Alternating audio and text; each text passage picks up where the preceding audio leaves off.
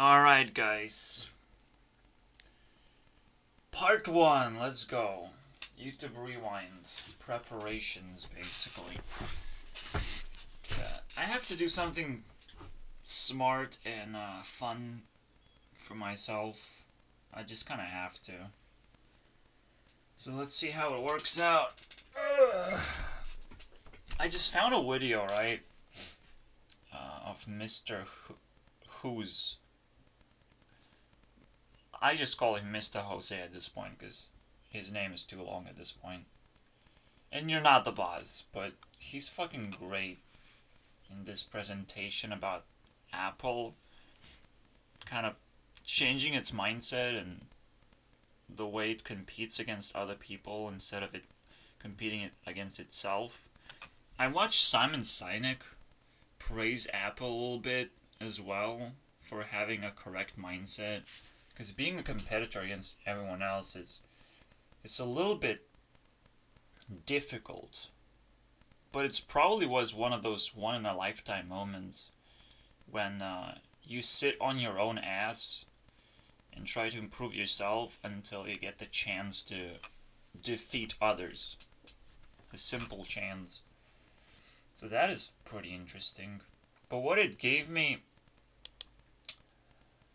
idea to do is like there are some YouTubers who probably deserve to be treated well because they're again still active in 2020, right? And people have a terrible opinion about 2020, and YouTube Rewind is supposed to change that. So here you go. I'll try and do that. I'll try and start preparing myself in various ways. I want anything, honestly, anything. But the most important part is gonna be growth. So let me prepare myself.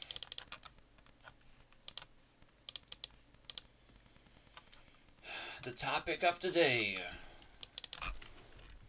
I could have called it part 2, actually.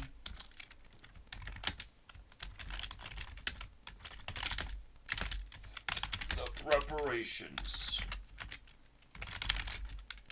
Part 1. Alright. As I've said, the most important part is growth. Environment. There's a specific way that I set up this entire system. I have to explore other people and heat them up at least like 20% to make a difference. Everything makes a difference, but you need to collect power and then feed into that one dude that I'm impressed with. And maybe I should make a list of people I care about to grow. Maybe I should look into my list and go through with it. Maybe I should look into subscriptions and see what do I don't like that much and who do I do like more. So based on respect, reshuffle everything and tell my story properly. It's still a very complicated thing to go through. And there's a lot more that YouTube Rewind is supposed to cover, right? Even though 2018 pissed off a lot of people, maybe it had a correct format to some degree, but because it pissed off a lot of people, because people know that it's a missed opportunity in a way to, well, piss off a lot of people and actually make it work, regardless. I would say like even being disliked or hated is actually a positive thing in the end. It's like, and it's not the way that you think it is positive. Oh yeah, you just get attention. No, people actually like you when they hate you. Like it's such a weird thing. And most important, the hatred was just a trend in the first place. Almost like the most beautiful thing about YouTube Rewind 2018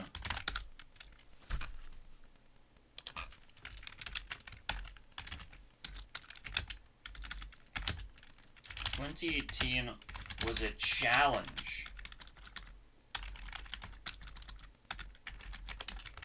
to authority to figure things out or step out. And they stepped out. They fucking conceded after being hated. They fucking did the Rebecca Black move. Oh wait, no, Rebecca Black didn't go anywhere actually. They didn't do shit. Okay. As if like Justin Bieber released Baby and then he was like ultra auto-tuned or was singing with other singers instead the whole rest of his career. It's like, well, I don't want to participate 100% anymore. Because that fucking sucks. So, we actually overthrown authority in 2018. Now it's Watch Mojo video. So PewDiePie probably punched the rest in the guts. Don't forget, okay? Corona is not coincidence, okay? Neither is YouTube as the most popular website, okay? These are not coincidences. These are very, very well crafted things by accident sometimes, but it's purified action plan. Like it's so weird, right? 2020, oh, it's Corona time, so we're gonna make it even worse with YouTube Rewind. It's something that I care about a lot. End of 2018 was my magical moment. And it was YouTube's also magical moment. We can relate. And 2019 was my kind of slacky moment. And, well, YouTube also slacked around. But 2020 wasn't that really bad. But I was fired from my job, and it would be a lot better if I had the money, right? I would be a lot happier. But I would be a lot greedier too. So it is one of those moments where YouTube did exactly the same thing and allowed other people to do their shitty rewind instead of, So far, like, nothing has been a coincidence. Everything has been a part of the story, I guess. It's the way you want to interpret, obviously. But it's still like, it makes no sense. Like, coronavirus should actually embrace authorities to make videos. But authorities have been overthrown because they're not authorities. They're clearly not. They clearly don't know what they're doing. Like, they would be sitting in their homes so long that they have the urge to make YouTube Rewind a reality for no fucking reason, just because they sit on their ass all day. But apparently they're doing something else. At least. Or they're interested in something else. So who the fuck knows? But it's not a coincidence. It's definitely a wonderful trend that actually shows what people care about. Oh, it kills people. Let's not bring it up, okay? It doesn't kill people. It's also a lie. And it's too popular, okay?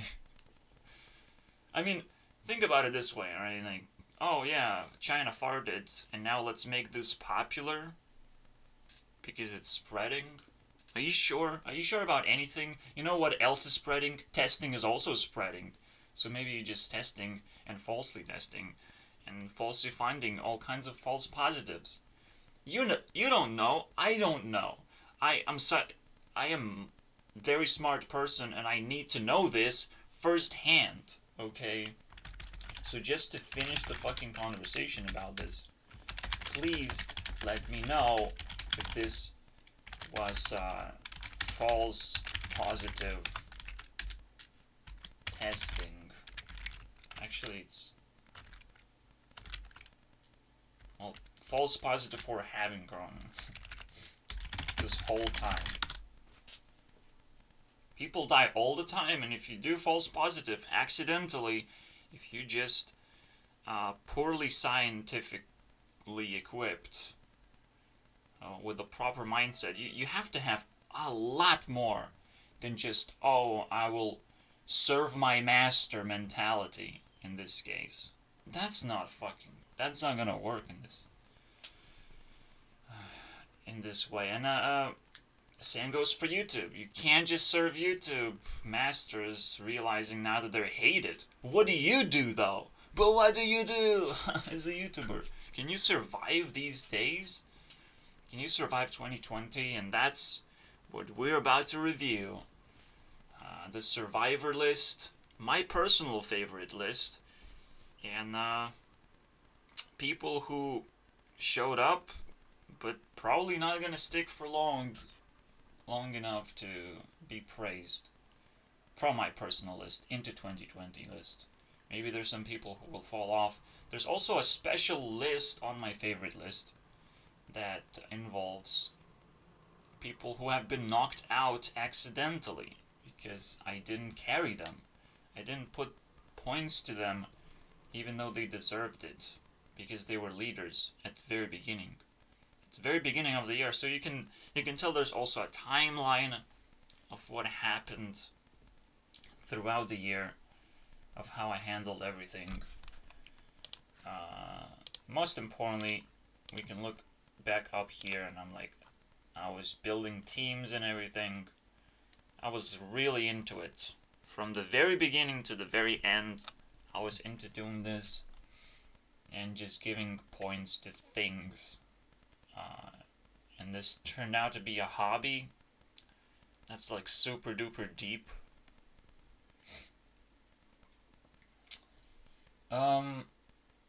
We'll see. So, there were leaders and there were hidden person. There was a hidden person, but it doesn't mean that they had my self-esteem and they were growing in actuality. And they will just have to reprove that. But we're just gonna carry on, knowing that this is a thing. This is a group of people. So survivors, whoever was fully active, basically, in these times. My favorite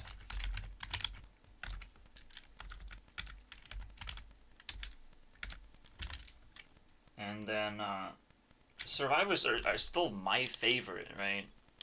So when we jump into this is like the highlight of them. I still have my favorites, but survivors are also my favorite, obviously, because I would watch them. I have subscribed to them. Like, you must understand, we just kind of skinning the categories, so there is something you can apply yourself with, something you can highlight yourself with. So the other thing is like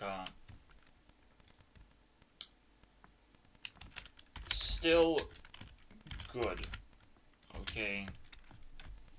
It might be still fully active. Okay, good, but hidden. This is actually a category for Mr. Who's, but because he is low on points, he's good but hidden, so it almost like works the opposite way, right? Like, we want to bring those people up slowly and then involve more and more people to finish the story. Is there another category of people in that sense? I hated This Guy's Toast, but then he switched to Among Us and it turned into a psychological thing. There's always the grind, basically. People who are not good, but you can watch them. They're there, okay? So just because, again, someone is fully active, that does not mean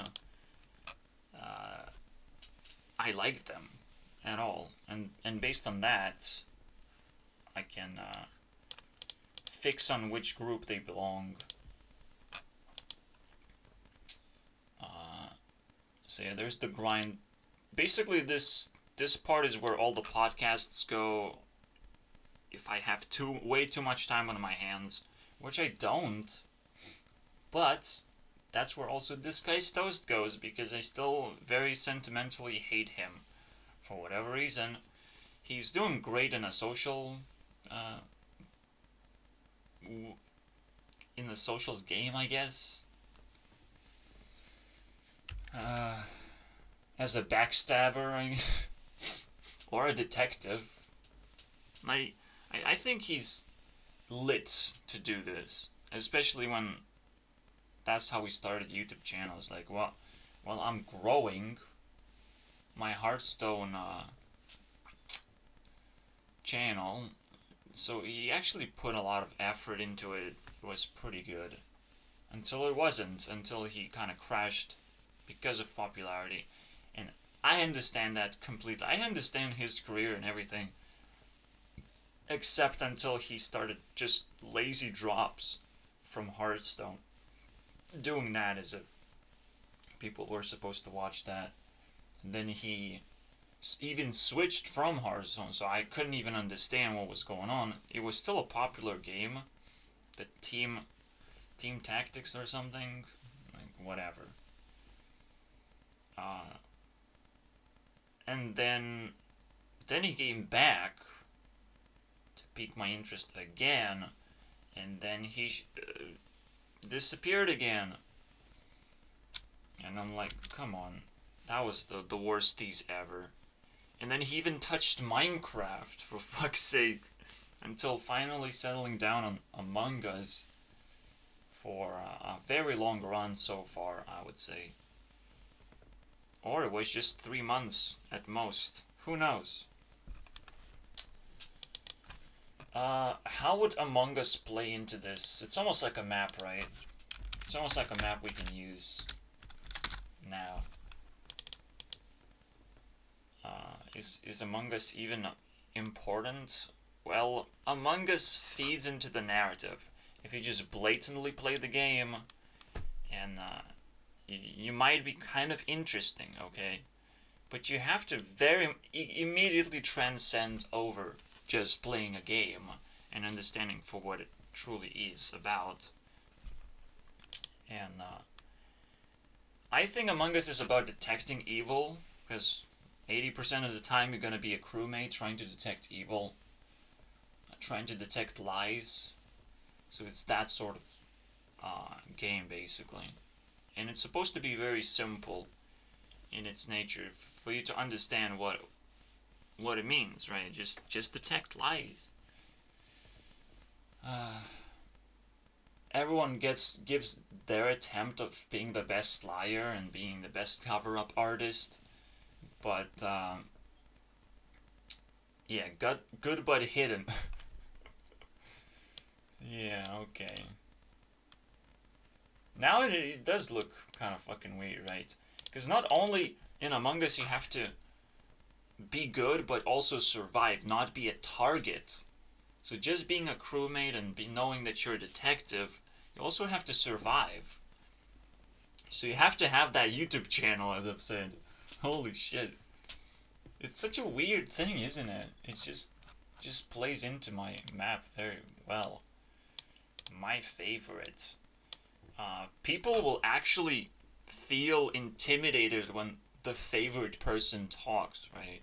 Like this guy's toast is actually very intimidating to people.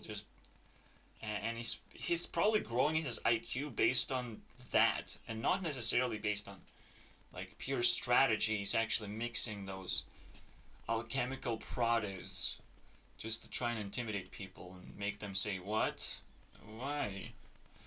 And that's for him a trigger word to throw someone off. So it's pure intimidation. It's no reasoning at all. But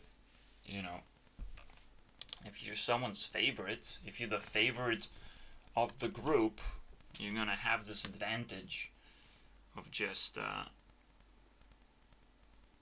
putting people under pressure, because you have the button, basically. You can press down everyone else to vote for that person.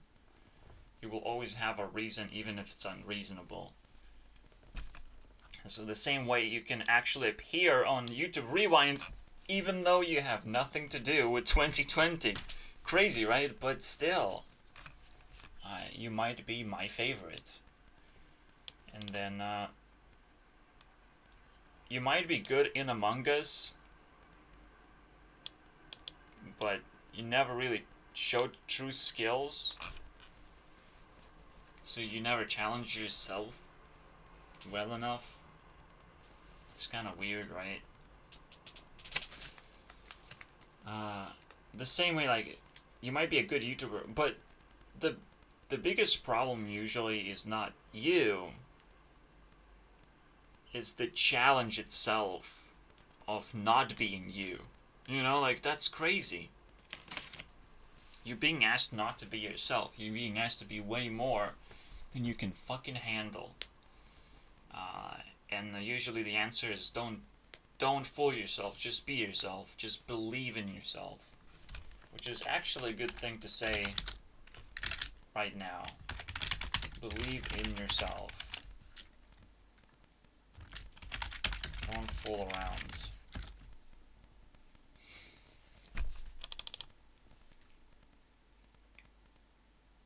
Yeah, sometimes, and very often than not, you just can't escape yourself or being yourself. But you can still believe in yourself, believe that if you do stupid things and you grab the spotlight, you can still survive. And despite what you're doing, you might still find interesting content to squeeze out of that. So that's what we just touched, right? Mr. Jose just fucking found it, okay? And hopefully he gets the points. He cannot get the points unless everyone is contributing. So we have to keep exploring. I still don't know how it all gonna work out. Again, I put this thing, the battle mode, and I'm not particularly interested anymore, so who knows? I put so much work into it. Oops, I guess. Oops. No, battles are not nice. Because it tries to, like, push a weird narrative where, like, oh yeah, someone actually won. But it was never intention. And from the very first battle, it shows. Well, Justin Bieber now is a thing.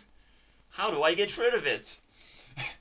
It actually showed the opposite, where, like, yeah, if I pair you up with a very, very powerful person, and you're very, very weak, you're actually gonna create this combination of the most vicious growth cycle you've ever had, if you can keep up.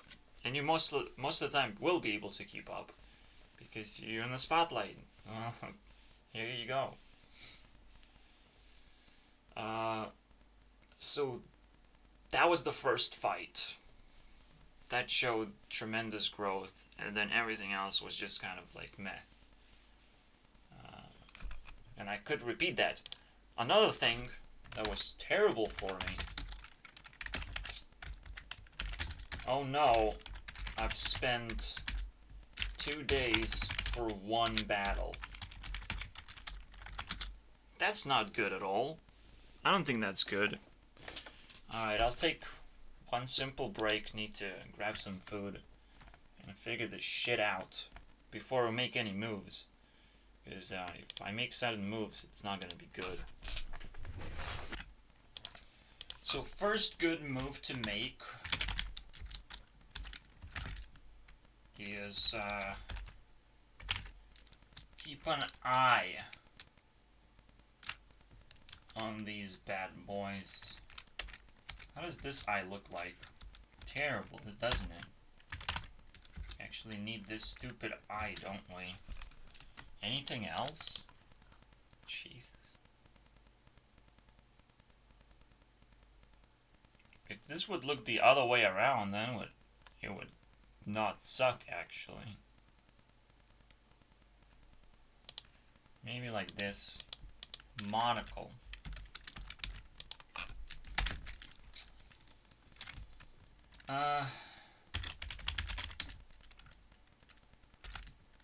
Mr. Who's at 91 points of influence. We're gonna keep an eye on him and see how we can grow. And if we find something else, I think also we need a tier. So I'll put him at tier 2 real quick of interest for this specific rewind. So we're gonna grab all the people that I can put into rewind, because not everyone can be in there. Even though it should be telling a story fully, right? Let me check this one thing as well. Top tube. Poof. What do we have? 67. 67 people now.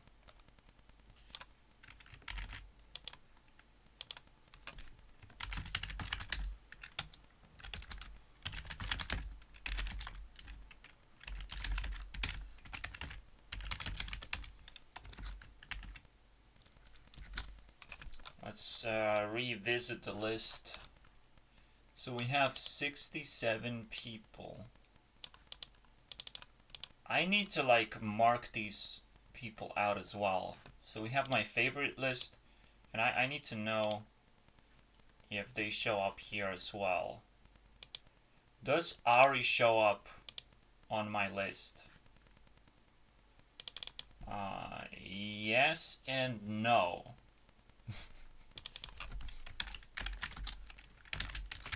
Ari is good, but she was a guide, not a... let's call it a beast, because it was 2019 when she's a beast. When she releases all her songs, and they kind of cater to a wider audience than now. Now it's overly sexual and it's overly mature at the same time. I don't like none of that shit.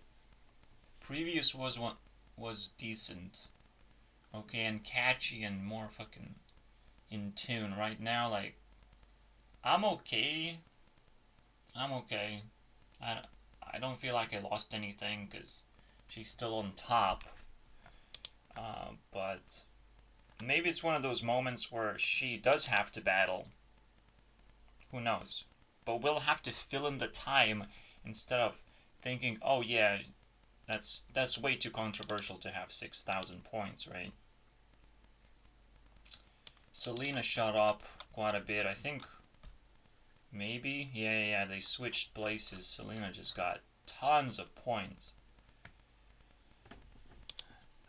So Selena definitely makes it in as my favorite. How many points? 4,000. That's all we need to know. 4,000 points, T3. We can always match up people if we want to. If there are two people who have grown, right?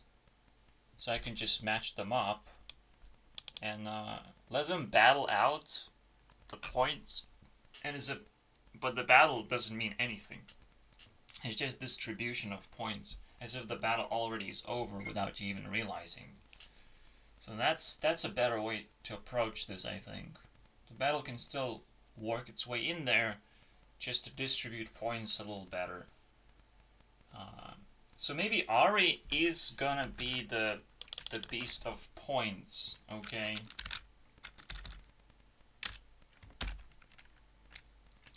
Why did I want to put 10? No, we're not gonna put 10. Ari is the beast. In order to give her points up.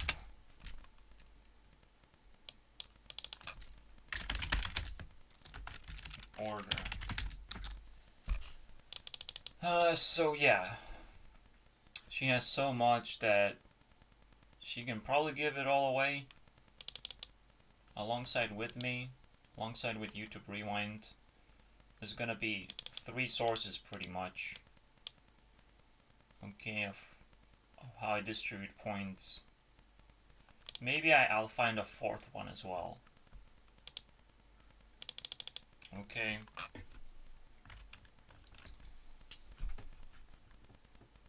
So basically everyone is gonna battle Ari. So now it's actually important to know how much she has.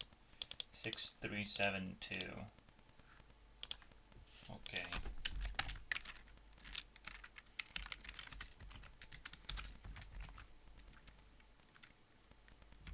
You can call her tier 5 if you want. Because I did it by accident.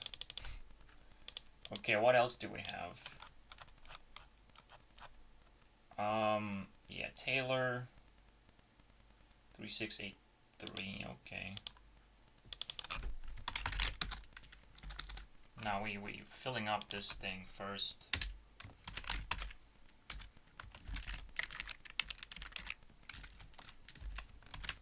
Definitely tier 3. Not necessarily a survivor again. I don't think any singer, any person from fucking, what is it? California has survived. California is on fire. Still, winter season, still on fire though. Monocle, give me one more look. More people. What else do we have?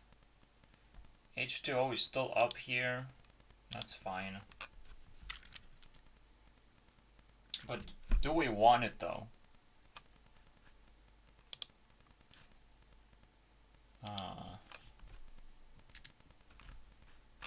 Mako Mermaids. Is it still going on?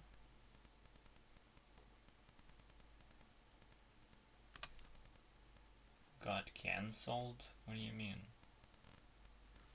Final episode 2016. I don't know, man. H2O is just very, very tough to actually figure out. It's just one of those childhood tropes that I hold, and that's where it all ends. It's probably still watchable, right? Like the new series or anything like that. Okay, I'll just not add it. It's too much drama, huh? Jewel definitely belongs everywhere as well. So 2247.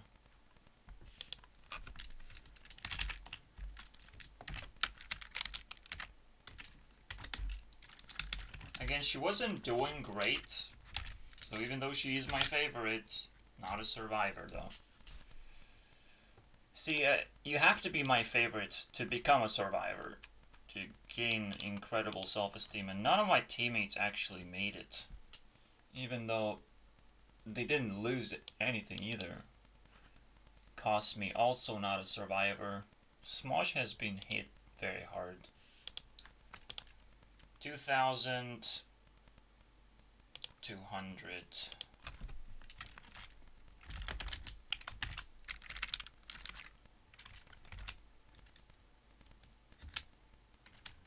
I would even say it's good but hidden. But yeah, tier 2.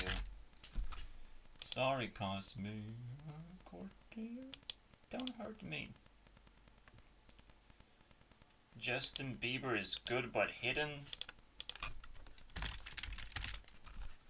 But now he's in the open. But what's actually hidden is his exact score, because like Yeah, sure, if you hang out with Selena Gomez for long enough, you're gonna be pretty fucking OP, actually. Yeah, thank you. Next. Thank you, next. That was all the way to Justin Bieber right there. For one dude.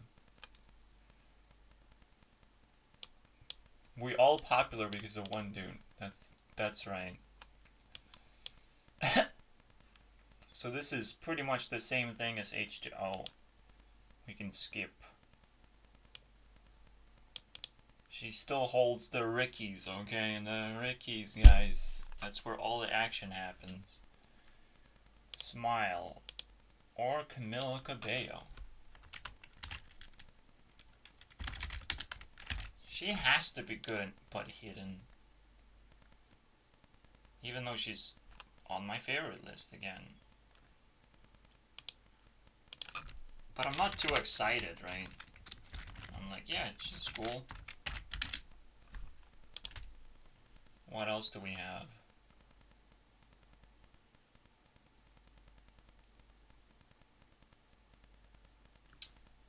Lindsay. Yeah.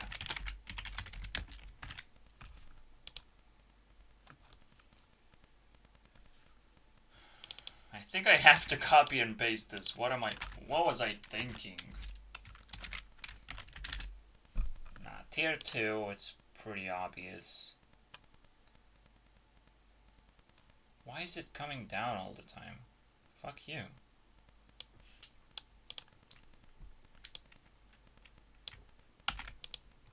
I am always excited about Monica, okay? So, shut up. It's always gonna be my favorite. Tier 3. For no reason. It's technically hidden though, isn't it? Fuck you guys. Fuck you. It's still technically hidden, even though it's my favorite, you know? It's not technically a favorite person. Okay, Sappy, okay.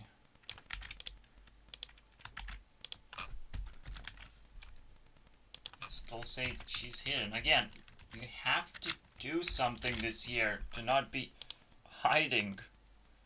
I mean, it's so fucking simple, right? Same. Why is everyone so same? It's boring now. I want action. Is it really this rare? It should be rare, though. YouTube Rewind is my jam. So I have 2 sources. I'll put myself in as well as a source. And maybe we'll find another one. PewDiePie, 4th source. Makes sense. Because he's the only one who brought YouTube Rewind to life. As a branch that works. As a bridge. Until we find land again. Jesus Christ. Katy Perry. What are you doing here? You're totally hidden. Getting pregnant much? 2020 sure does sound pretty fucking terrible for some people. Alright, so yeah. These are banks. So PewDiePie is also gonna act as a bank. Try to run away from this, pewds. We have to give away monies. For once. Jesus Christ. This my bank. There's YouTube Rewind. Which is me and Ari Bank, in a way. I still don't know what this bank is supposed to do. I thought I did.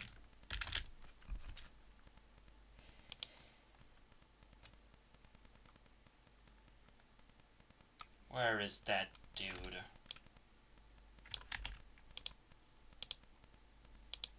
He got knocked out because Marcia got knocked out, got cancelled.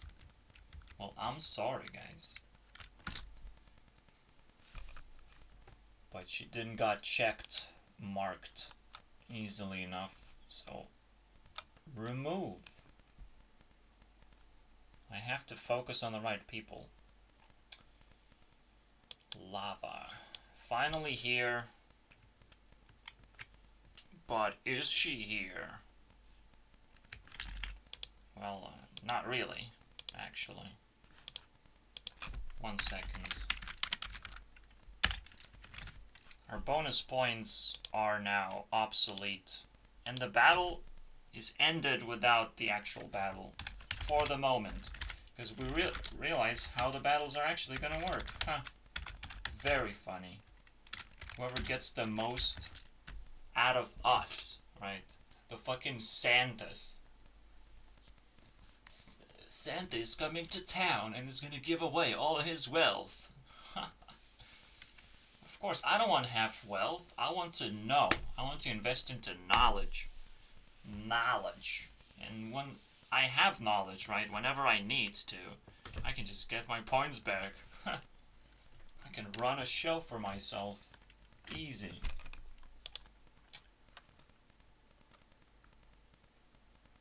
So yeah, Lava does not compute. Or does she, though? I'll put her as my favorite. Just for the sake of legacy. Just for the sake of, like, yeah. Some people actually say Avril Lavigne is better than... LOL. LOL. Taylor Swift, are you kidding me?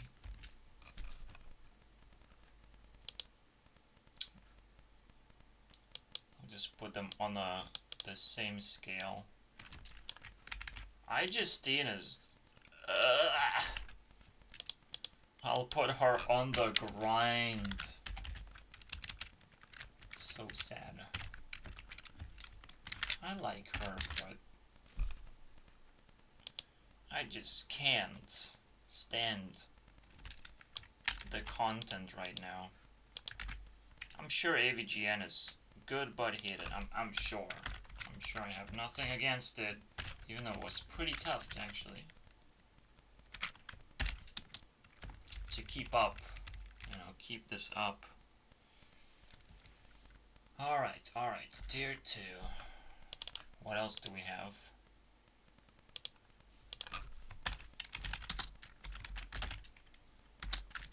Yeah, it's getting boring, doesn't it? Oh yeah, do they fit the fucking criteria though? I think iJustine maybe has secret weapons in there still. I'm hoping. I mean, I love Unicorn Island bullshit that happened with Superwoman, but she does not own the Unicorn Island, okay? All the rights goes to the smartest woman in the group, okay? So iJustine is definitely one of those. Ugh, the goosebumps, man. I love that. The goosebumps of attraction by saying, oh, that's a smart woman right there. Everyone's like, where is it? I want it right now. That's why she's here. But that's why being tier... I guess tier 1 doesn't sound that bad. Average... oh yeah, average. Average not Joe. No, AVGN, Angry Video Game Nerd. He's just gonna hang around. Like, he has an active YouTube channel. It's ridiculous to have that. It's ridiculous. But now he's old school, right? So he's my favorite at the same time. So what actually highlights him? I don't know. Ian and Anthony. I actually gave them the seal of approval. Those bastards.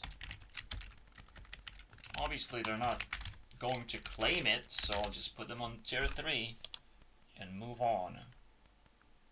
Even though they have a huge operation, technically. Belle Delphine! Hello there. Still not a super active person, but definitely tier 1. You know she's tier 1, okay? I mean tier 3. You know, like, the highest anyone gets right now. It's tier 3. Until we figure out otherwise, people can still break through, right? Based on their performance. Keanu Reeves definitely shows up, because this was his moment of fame. Breathtaking. That's all you have to say to become famous? No! No! No, why is it tier 3? Why? It's my favorite, guys. My favorite knock-knock joke of all time, okay? It's my favorite. Someone knocks at your door and has sex with you. Ha! Welcome! I wish that would happen in the future. Only Keanu Reeves can get it, and only in the movies. Oh man. Keanu, please spread your experience. Please. Knocks at my door and I'm like, hey, come in, girls. Please don't stab me in the back. I will weed out the imposter. Who is not hot? Okay. I am not hot. Keanu was not hot. Are you serious? He's not hot for you? You can't respect him? Well, what's not hot is an actor not doing, like, literally everything that's out there. As a kink. Okay. Limo. Nikki Limo. Still active. I guess I'll just put her. You know, obviously. I care.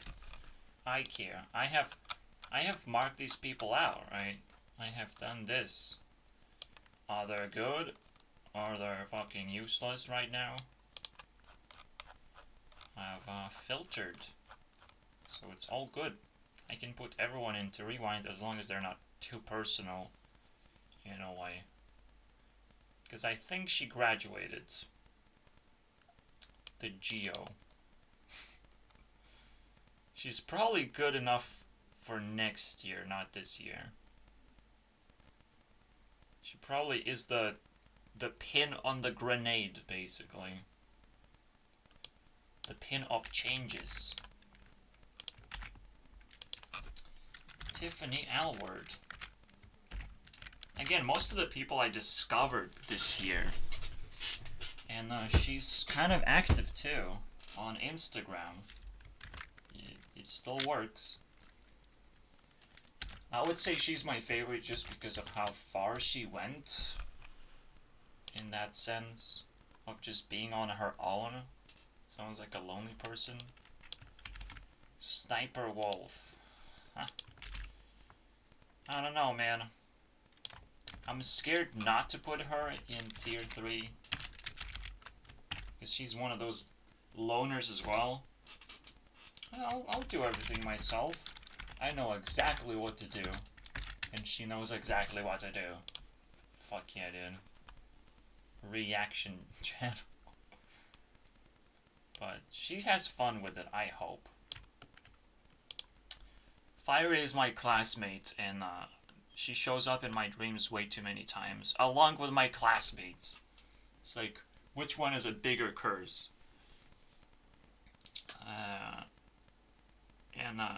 She took my scissors out, and it created such a fucking havoc. She took my scissors, and I'm like, fuck you, Fiery. I'm gonna fuck you up right now. In my dreams. No, not literally. It's not appropriate. Even in my dreams, it's not appropriate. I'm still a virgin in my dreams too. Okay, guys? Please. Stop it. Yeah. It's almost like we play with each other. We make each other mad. That's what it's all about. We make each other mad. In various ways. Fucking hate it. Should I put her in the list? The mad. It's a special... Let's grind up the specialist. Just like Monica is special.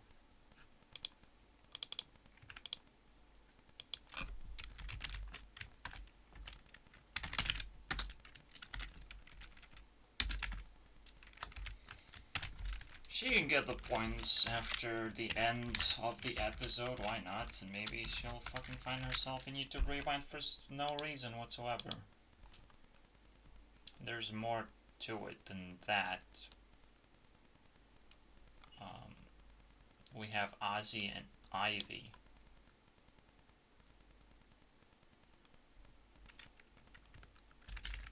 So those are OP.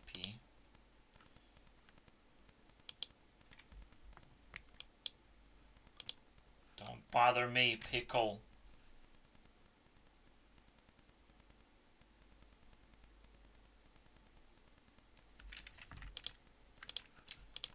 Okay.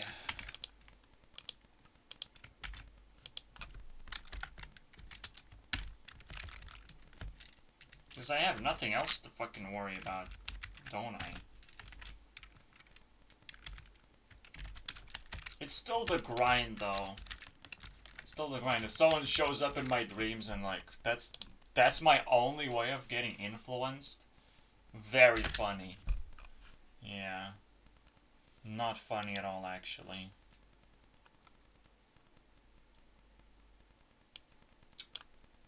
What else do we have?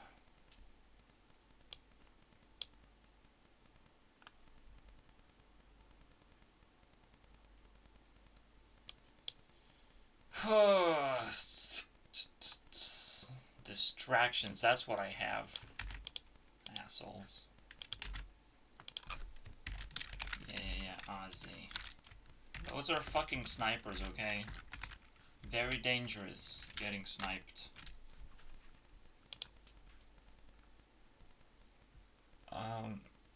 With beauty, okay, like, fuck. You get too close, you get sniped. Potentially, I don't know. I'm staying away from trouble, and this was my personal sniper. Okay, someone I accidentally got sniped actually with. So she was in my life a little bit too deep, and still leaves a lot of influence bleeding all over the rest of my life. I can't really, fix this right now. Is this it? Is these all the people? I feel like it's all the people. But there's another list of people that still apply, I think. So this is gonna be one of those people on the grind, because they're outside YouTube range pretty much. They're mostly Instagram people. So if we look up, there's one more kind of weird one. J and L South. Southern. Or, what? Jesse and Lauren Southern. I started with Lauren because she actually showed up in Stefan Molyneux's show, which is something I used to subscribe to YouTube. Why did you deleted him? What's the point? But hey, she still has a sister, and teamed up, they make a pretty good crew on not YouTube anymore. Which is fucking weird. One is smart, and one looks pretty. Very interesting. Okay, I don't think there's anything here. And then we have... I guess I have to put a porn star too in here, because like it wouldn't make sense. Let's just call it my personal favorite. But go figure. Go figure why. She just looks the best. So I'm like, oh, that's my personal favorite. She's gonna get bonus points. And that's what propels her forward. I'm sure there's a porn star that's very, very close. Top Grudge. Who's the closest? Ugh. There's some very close people that I would love to have on the list, though.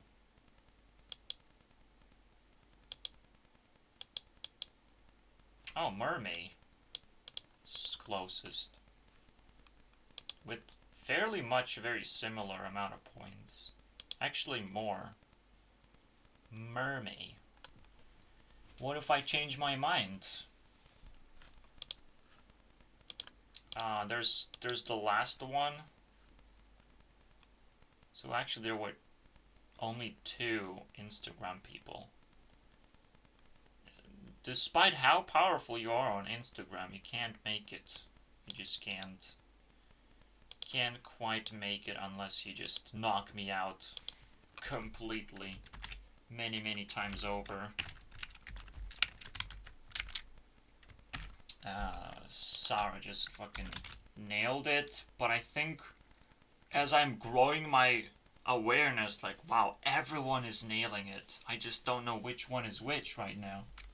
There's so many pretty girls out there, and it kind of blends the pre-existing ones quite a bit and slows them down as well. So it's kind of sad, but we have something, and they're powerful, just as powerful as my crushes of high school. Anyways, let's continue through the normal list. So we added some special stuff in there. The high school crush bullshit, and then the special influencers, let's put it this way, that make you bleed to death.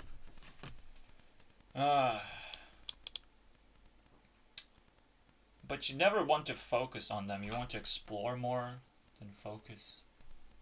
Because everyone is doing their own good job, their own spike, their own spice in the end. So I'm not capable of settling down and exploring fully.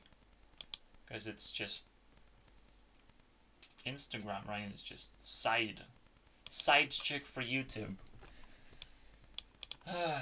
Okay. Where were we? Sniper Wolf. Yeah, Clarky. So, is the ending of Game of Thrones really that fucking important? Is Emilia Clarke really that important? Really? Well, she survived. And, she's the cute one. I don't know. So weird. Do I put her in? I can still put her in as tier 1. I would have to check right now. I'm not happy about it. What is like the latest interview? Let's do that. Maybe it's supposed to get harder as I go deeper. I think there's a special category there. She's just kind of up there, okay? Super cute. Or like dangerously cute. Let's put it this way. Dangerously. I think Scott Sis can actually fill in that category as well. There's a special category of actors. Don't quite feed into the YouTube system as well, but here you go. Let's find out what kind of emojis it's gonna represent with.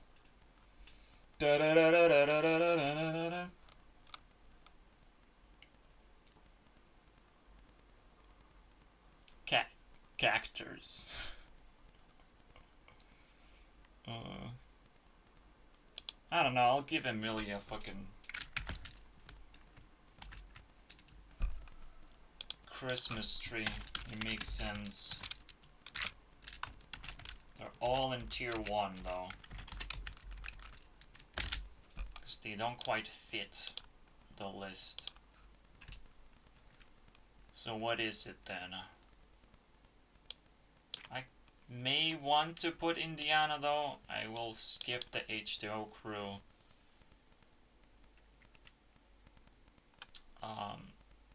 I'm putting this. I'm putting Emma Watson too, and Vanessa Hudgens. super clear cut, I think, of why they're here and why they're tier 1. I'm almost seeing another list of people, like Todd Howard, Notch, Mr. E, and then Ben Broad should be up here somewhere as well. So, let's put those guys into a bunch of gamer modes. I'm surprised, isn't it? The interview between Todd Howard and... Like, let's put it muscle, fuck it. Unless there's a good gaming tag. Should be down here, right? A video game, yeah, right. Very funny. Game die. Why is it all black? Fucking assholes. What I have to do, I think, I have to pick the fucking mechanical arm. Or computer. Laptop computer. Activating. Hearthstone.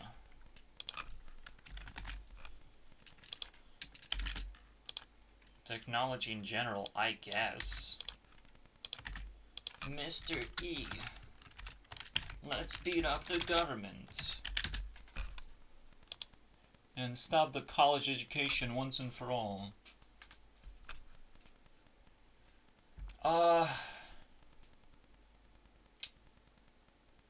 Where is the next guy?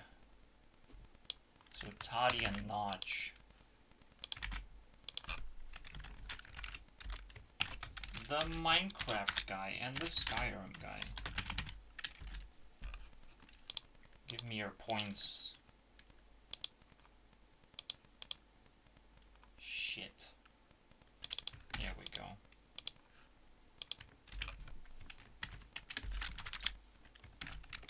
Alright, we did that. I have 4 categories, basically. There are special categories. Who knew that the last category is going to be filled with men? Disgusting. How dare you. Let's keep going. So Clark, CC now, so Chrissy Constanza.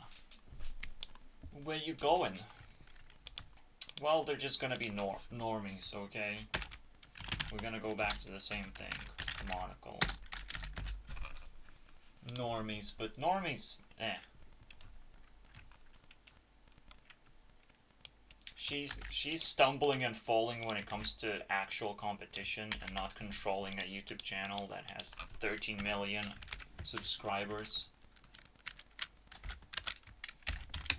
As a top cut in that channel.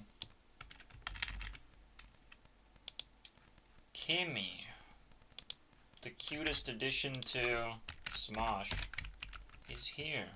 Thank you. I think she's good. I think she's gonna be fine. Onision, is Onision tier 4, I mean. Is Onision top tier? No. But he is top tier in terms of, like, what's currently top tier. Top 4 is not something you get, basically. The Survivor tag. Why is it so difficult to get Survivor? Because I hate everyone. That's what hatred is. I hate everyone. Just a little bit, though. But I hate everyone. Brooklyn and Bailey. I'm sure there are, like, pretty OP. Okay? Pretty OP. Okay. What else do we have? Yeah, just pure porn. Nope. Let's skip those 3 real quick. I'm glad that it's in a batch. TikTok is definitely tier 3.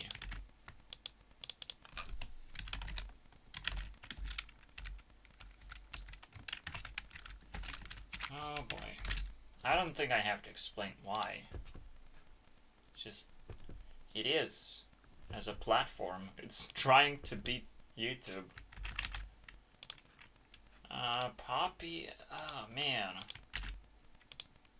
I'll pretend that I like her from old school and that she's still active. So she still has a running career, let's say. That's nice, right? Where am I right now? Holy shit. At 36, 37 is Grailmore. But she represents another type of group of people that I care about a lot. And it's called, what's the next fucking Minecraft thingy that we're gonna play? Okay, because now we know it's kind of Minecraft thingy. It's a simulator.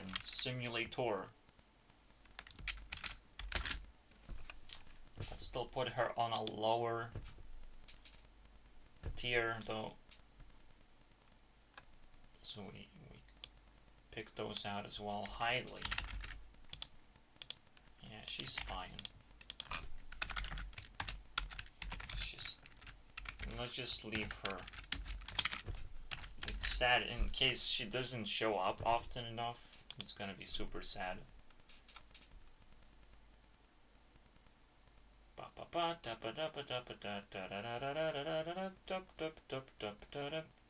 Wow, we just cooked everything.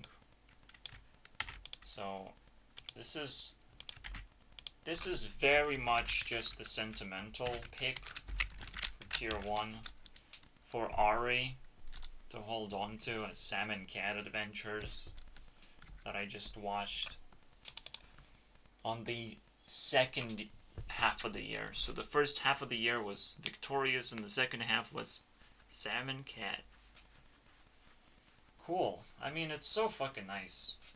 I think I filled up my year bucket, even though I'm broke as fuck right now. But maybe there's some people who are not broke as fuck and who would love to invest into that sort of bullshit. Okay? To know. Just to know what is out there. To get the juice. B. Watson is active as always, and is always decent, but hidden in politics. Haha, that happens. Zed is just often enough good that he actually made it. And, cool. But he's hidden by music, because he doesn't actually sing. Ha! What a loser. Alex Jones is hidden by a ban. Yikes. YouTube ban, but you can't hide everyone forever. Okay? His spirit still lives on.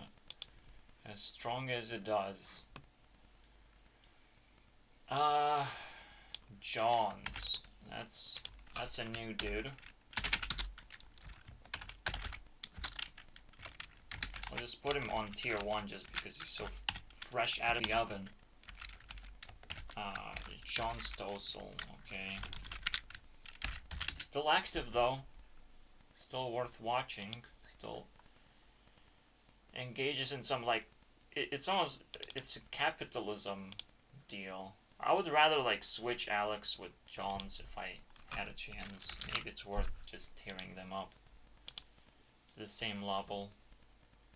We already defined what tier 1 looks like, so... Jax Films. He's hidden by me disliking him enough to where like, oh, Anisian is actually better than you. Really? Yeah, I think so. Penn and Teller is just hidden by their inability to not copy strike content, okay? They're banning themselves from YouTube. What's the point? It's the new era. We have to adapt. And we have all these old people who are just dragging along and not adapting. Oh man, the VGHS, why did you have to go this far? It's still one of those my recommendation picks, I think. Maybe something I would watch with other people.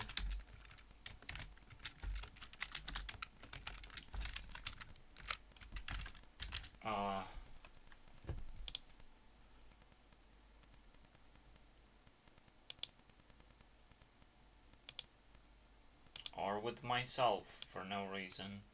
If I'm super sad. Dr. Phil. I haven't heard of him, but he's out there. And he has girls, okay? I should have called him Dr. Pedo. But he's a Dr. Pedo, so it's okay. It's okay. It's okay, guys. He's helping.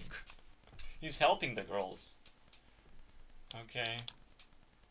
Just the girls never really change. That's all. Yeah. The Rainet. The anti-Hearthstone dude.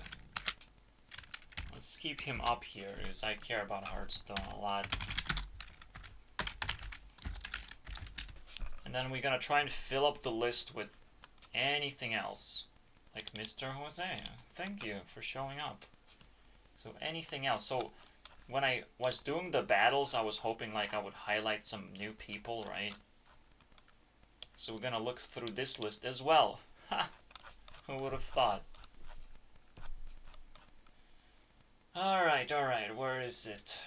So first hour is complete. We're just gonna pure work through this.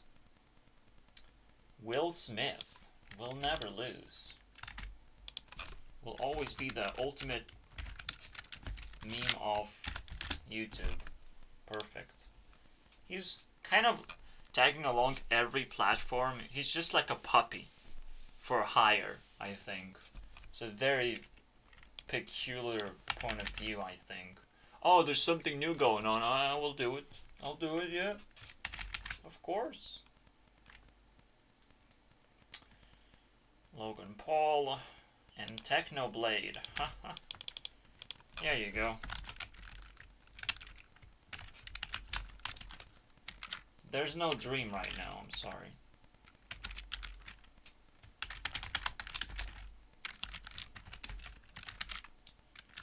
Is Logan Paul like tier 3? He used to be tier 3 and he's doing a lot of work to be something. I'll give him tier 3 just because of narcissism that he has. It's like he can probably buy it for me. He probably just bought it already. Okay. Now on to the obscure people who I accidentally might have turned off or something else happened. Alright. Ava Max is definitely jumping on because she just released a decent album. Should I care about Baby too? Huh. Nah. I think she's at this. Did I saw it correctly? Wow. My memory doesn't suck ass. Tier 2. We're gonna tier them up as we go along, obviously. We're just neutralizing. Oh, that's there too. Nightcore. Should I put Demi still? I'm so contemplated over this. So badly. Kriparian. Nikki. Definitely need Matbat. And he's definitely tier 3. Okay. Weirdly enough. Not just the survivor. He pushed me to do this format in the first place where I'm like very, very prepared. He pushed me forward on this one. So, yeah, it was my breaking point. And I still use this format to this day and I will use it for a long, long time. Just making points. Niga Higa. What are you doing here? Because he starts with 115, he gets a bonus.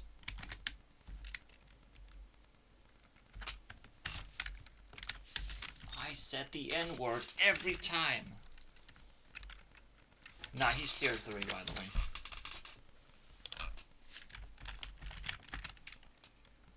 Or F. Let's keep looking.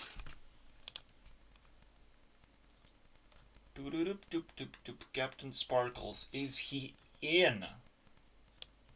It's good to keep an eye out with these fucking Minecrafters. Yeah, let's just see it. Including Dream. And apparently Mr. Beast is a Minecrafter. Nah, just kidding.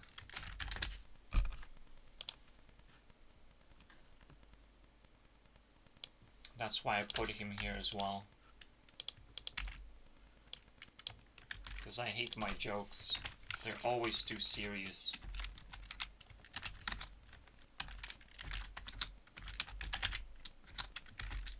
Yeah, you would think Mr. Beast is like, oh, he's killing the fucking YouTube channel right now. He's just great. Everyone loves him. No, everyone loves money. Shut up. Shut the fuck up. Just for a moment, okay? X-Girls. Now, this is my personal hunt, basically, for anime characters, okay? But that don't actually show up in anime. They're just artist renditions, okay? Somewhere out there are a lot of anime or anime style. What is this? I don't even know how to fucking search for this term. Please, just name it X-Girls, because this is what triggered an app on my phone, filled with goodies, okay? And I juiced it out, and it's fucking amazing. Lily Pons. I mean, she's actually a nice Instagram model. I'll give her that. I'll give her tier 3. Because when it comes to YouTube Rewind, Lily Pons is in it. And you can't get her out of this fucking mess. Victoria should probably just be in here just because, right? Victoria is Victoria, guys. Can't get rid of her either. This year. I'd say tier 3, just because she probably even made who Ariana is today. Help her become famous. How about that for a change? Because Ari eventually, you know, fall down into the one-on-one battle with Sam. But the main graduation process, that's what matters. One-on-one battle, you're probably not necessarily gonna get an equal opponent. Let's just put it that. Invader. Remember? Someone looking for Sims so hard. They say, well, you can't afford some dollars? Give me dollars, though. Yes. But that's the only Twitch person that actually just found herself some fame, and that's it. It's disgusting. Disgusting that other people can't do the same and get away with it. Huh. And she can. Disgusting. Keemstar. Always a dude. Always my dude, guys. Keemstar is the shit. Almost tier 3. But it would be too funny to put him on tier 3. So I can't do it. I don't want to die out of laughter. I know it hurts. I will put Pokey on tier 3. Because I literally said on Invader. Oh, like, that's the only streamer that... No, Pokey's the only streamer that's extremely hot, and you should not touch her while she's hot. And she's top streamer, I suppose. I don't know. I don't know how it all works. Fuck that shit. Andre's in here for the steal. Okay. He's interested in YouTube stuff just as much as a normal person should be interested. Please, give him some credit. He's the best animator, let's put it this way. Even though he's not actually talking about his life. Who fucking cares about your life? Nobody. Hilary Duff. My personal favorite for no reason. Fluffy Duffy, okay? You would think I would just put her in tier 1 list, and that's exactly what I have to do. Because I have no choice. Nobody cares. But she's Duffy. But she's like 2 years old or something. Didn't post anything. Probably got pregnant as well. Yikes. What else do I would like to see again? Do I care about Oliver?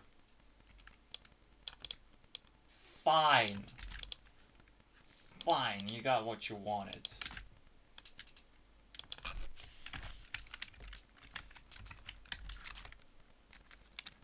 Tier 1.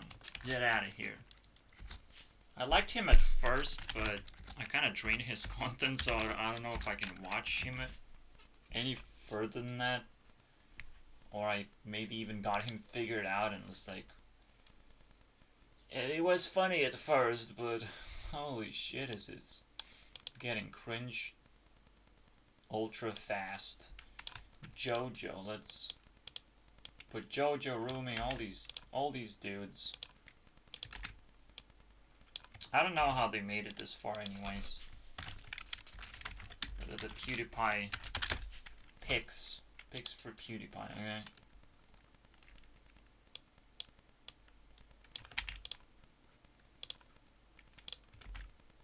Alright. The Brofist guy. Huh, that's so Swedish.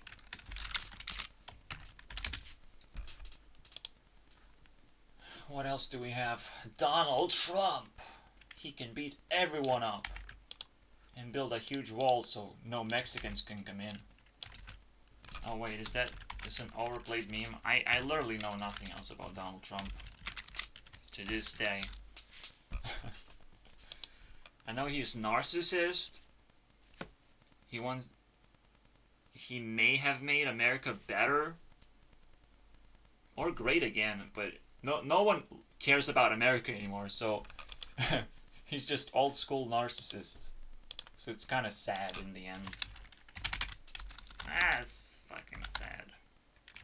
But we can still give him the seal of approval to show up in YouTube Rewind, because who doesn't like that? I think we have covered everything. Swoozy. Anything else? I think we covered everything? Everything, really? You sure about that? Fuck. I kind of want to put Linkin Park in there, but I'll put them anyways.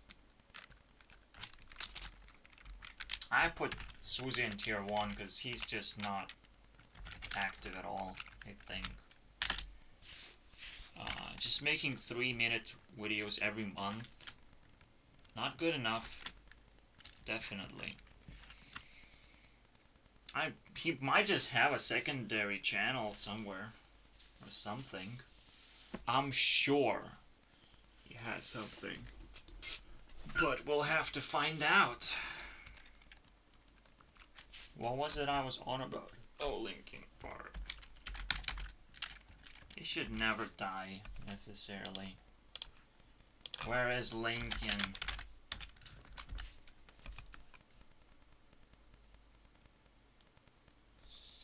4.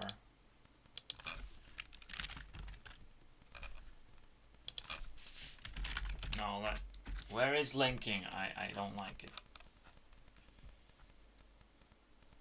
That's 10 points. Really? Let's give them a bonus point for every song that they have. Nah. That would be too easy, man. They can get up here, I'm sure. They were my teammates one time. You can't fuck this up if you're my teammate. That means I care. I guess Toast has to be in the game. How can I forget? Yikes. Tier 2. Just because of Pokemon, okay? Weirdly enough. Anything else I missed? Jack's Films, Trump. Would have put that in there. Lorana. Lorana ended up with this score. But she's already drained. Burnt out. Also, she would kind of occupy tier 1. But it's fine.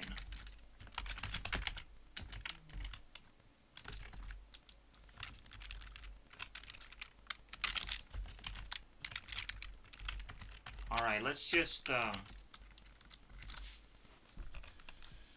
let's look around for more, maybe through subscriptions or something. Mr. Jose. Maybe something just happens, okay, as I look around elsewhere. Actually, if I look into top graduates, we can just skim that shit the way we used to do. So we can just put them into sparklers.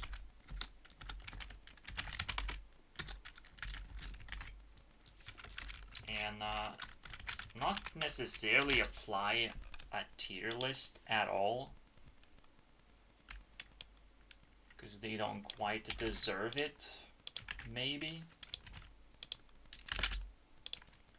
These are my schoolmates too. We can probably skim that real quick.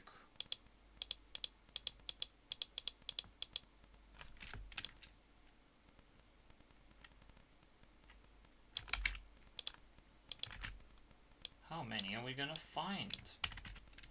Fat fire. Some honey.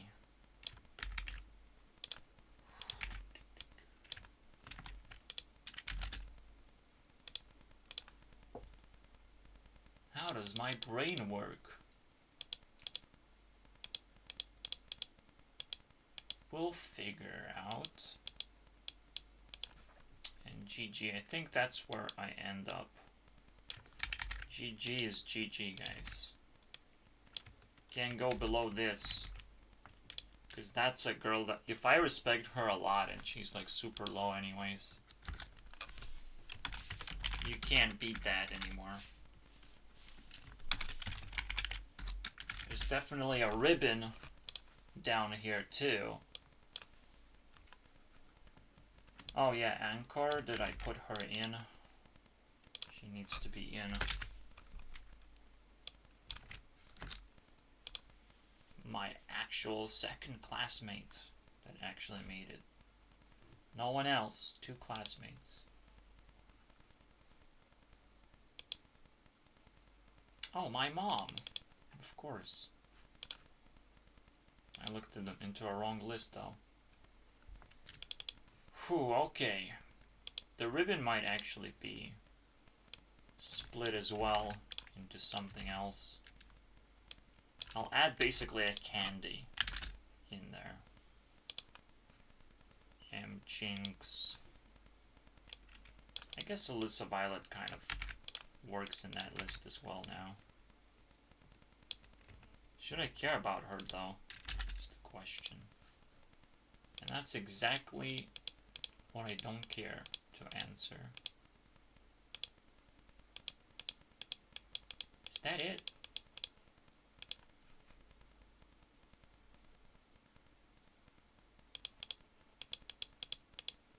It's kind of weird, actually. Kiwi. Oh. It doesn't look nice.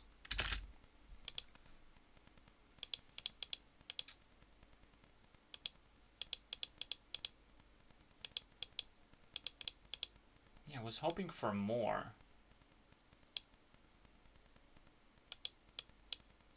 But maybe I'm just very bad at it. At putting people in. God damn it. Anyone super high here? No. Maybe they are, though. Nope. Not at all. Okay. Fine. I missed my shot. Disappointed.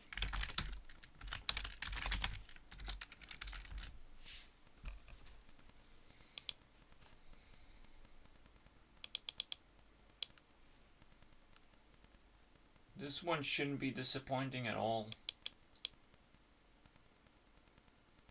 The sex workers. What do we have? I already talked about Mermaid being the second tier.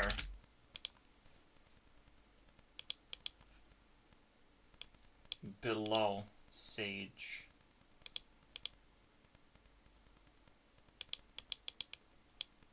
And please fill in the list, please. I can't live like this.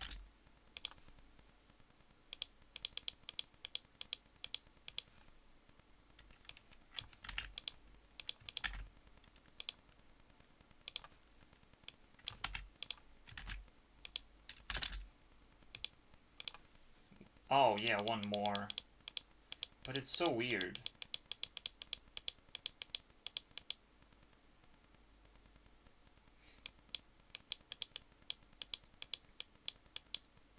Is that it? Okay. That's gonna be the last one.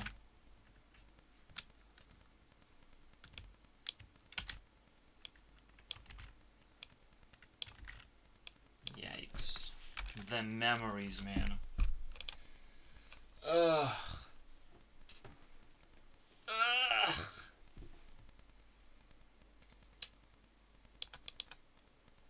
I can put her in actually, like, not necessarily the candy stuff, even though she is explicit.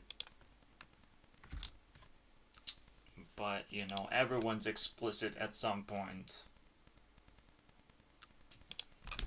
She's explicit in a way that, like, wow, that's a cosplay porn. This is not happening yet. Believe me, guys, it's not happening. Cosplay porn is not happening. There's a lot of TikTokers, but ha ha ha, very funny. I think that's it. We can now look through one more time to just pick up the actual people, maybe. I think I already put them in, though. So, I could add Kedikarus. I probably should.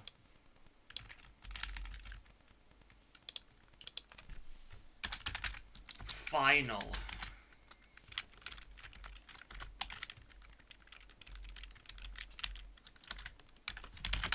Just thinking, because, like, it's kind of late now to be on the list.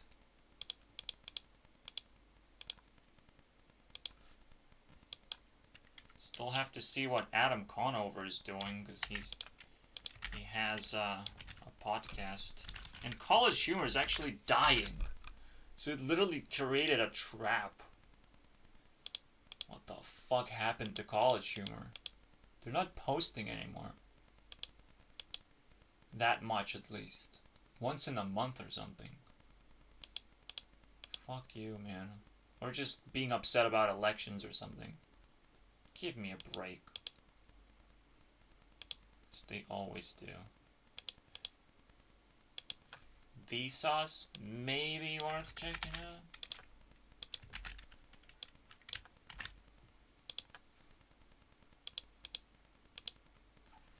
Cyrix will always be worth it, and she's always plagued me with good stuff. But just because you're good doesn't mean you're fucking fit. MC, am I right? I don't even want to put him there, actually. And I'll work my way up, obviously, somehow. Somewhere, somehow. That's it. That's the ending. There you go. Maybe I can put Crip real quick. Feels bad, man, if I put Crip.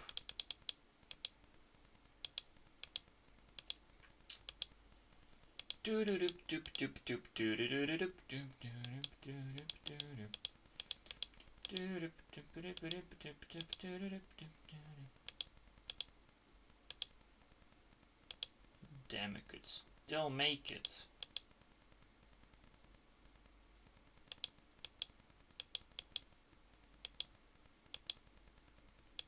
Tinder. Wait. What happened there? Oh, Lex Loom. That's the one. That's a different one.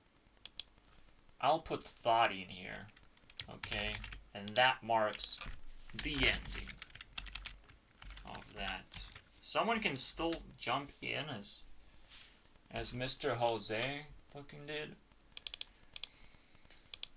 Just to get tier 2 for no fucking reason.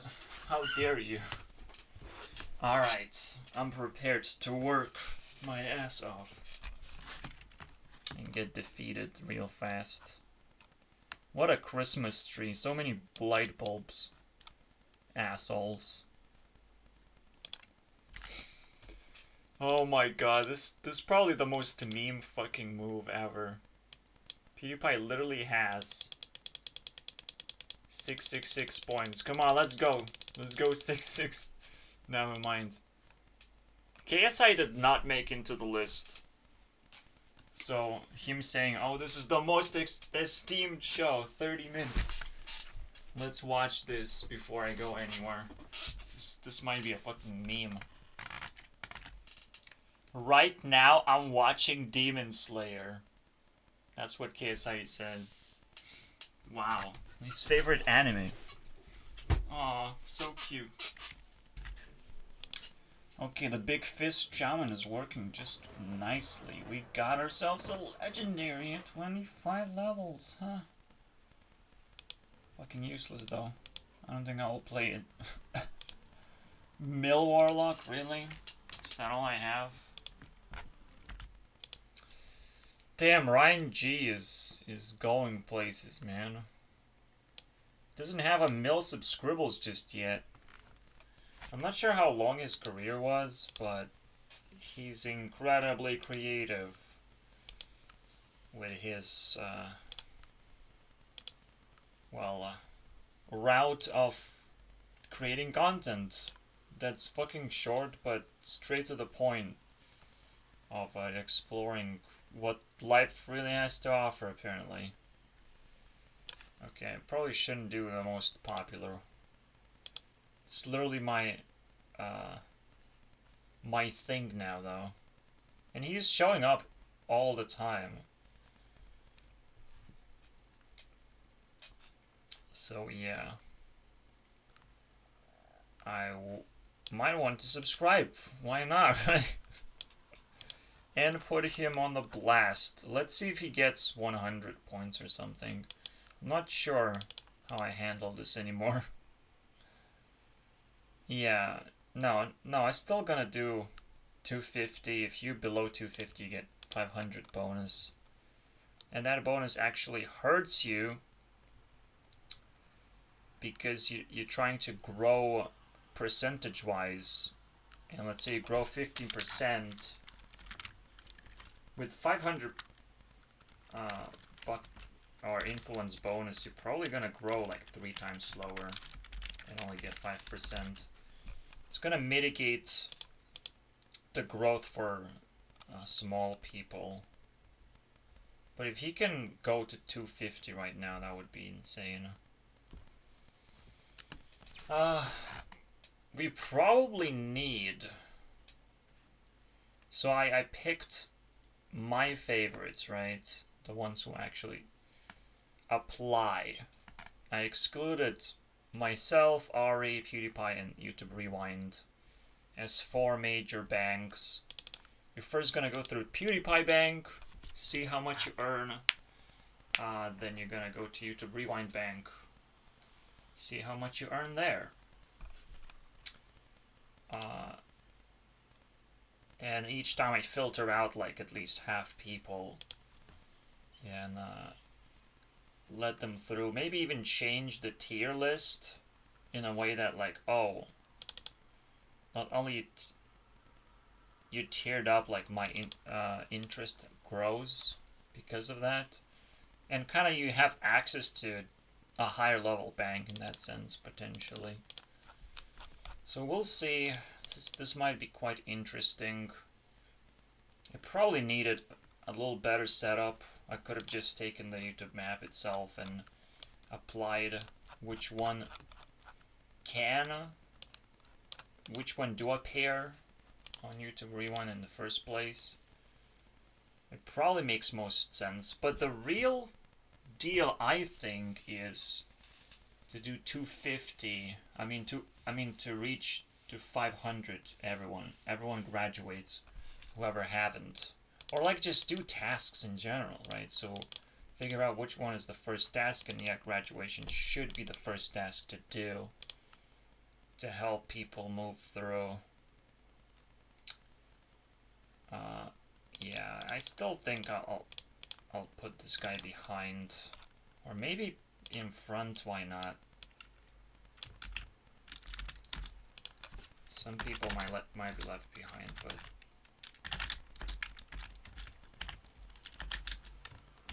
so yeah, Brian G. I think he started. Okay, no, let's do 12. Is it? No, it's Ryan G. Okay, sorry. Yeah, because I haven't checked them out, so I can't really put the tier on them besides tier 1.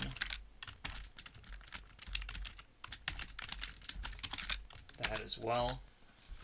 So yeah, I think my first task... Doing tasks. My first task. Ensure that everyone who can are 25 or more. That's the first thing. So we have to highlight everyone who's not it. Let's see here. I think I have figured these guys out quite instantly because I put them from my list of graduates. There's just a few people who don't quite make it, and I want to flag them. You flag. Oh, pirate flag, yes. There's also white flag somewhere, but ugh. Infinity. Jesus Christ. Oh, checker flag, look at that. That's so useful.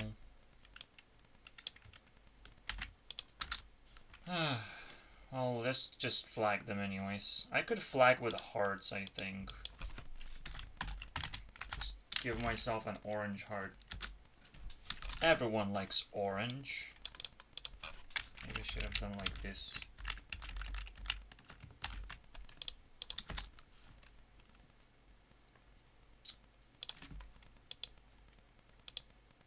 No, those guys have it. That should be an easy first task, I think. Which includes Linkin Park going ham right now. Not too difficult, I hope. Oh yeah, and of course, who's the boss? Basically, if they can't get up here, it's gonna be a little bit of a cringe moment. Because I don't want to give them bonus points. It would really hurt them. Otherwise, I don't think I will need to do the task to push them to 500. Do I care about anything else? Kind of. Here we go. Let's see how I do this. Cool, it's pretty much second hour complete. And I might need it. Because I consume too much bullshit, basically. Not from any YouTuber specifically. But the feeling as a whole is bullshit. Meaning that I don't quite like people, yet again. They present themselves as very awkward and annoying. I present myself as awkward and annoying very often. Because I hate a lot of things. And then I just stay silent and I'm like, this is really happening, this is reality right now. This is fucking normal. Why is it not normal to me, though? And I don't care. Because I know what is normal to me, and I have to follow my principles, and it's so much tougher, like, seeing the rest of the reality doing their thing, when you have to do your thing. In other words, being tier 4 is so much pain. Nothing works, basically. Nothing ever fucking works until you're there and you're settling down and you're actually putting people in place with power. Because nobody fucking respects you or listens to you or has anything to say. Literally have zero resources. They're draining the fucking swamp, and you look at that and like, holy shit, how do they get anything from life in the first place? I don't care what you do for a living. I don't care what skills you have even, because you have nothing. As a human being, you have nothing. So like, who the fuck are you? But okay, if you end up being a robot, if you end up being a slave, that's fine. But people give respect to their own countries, to their own people sometimes. Getting stuck in this loop of legacy and not actually caring for their children, so like, what are you leaving your stuff for? Some people don't have perfect parents. Some people don't have perfect environments. And some people are just completely broken without breaking themselves. I did not break myself. I did not fucking use drugs. I did not hurt my friends or anything. I didn't do fucking jack shit that I can be blamed for. Okay, I wasn't even bullied at school. Like, all these things were fucking nice to me. Everything that I went through life with. Do I just take it for granted and just everything slips through my fingers? Well, yes, I'm kind of slower and I'm a little bit nicer that way. And I expect nice things to happen in that sense. But despite us not bullying each other at school and everything, in comparison, looks a lot nicer than what other people confess. Or it's probably just what people care about. That's what happens in the end. You care about sexual anxiety, it's gonna ruin your life. Because you pull that switch on, and that's what you're rewinding yourself to over and over again. Then you pull the switch that says, I need money all the time. You put that anxiety on a loop. That's fucked up.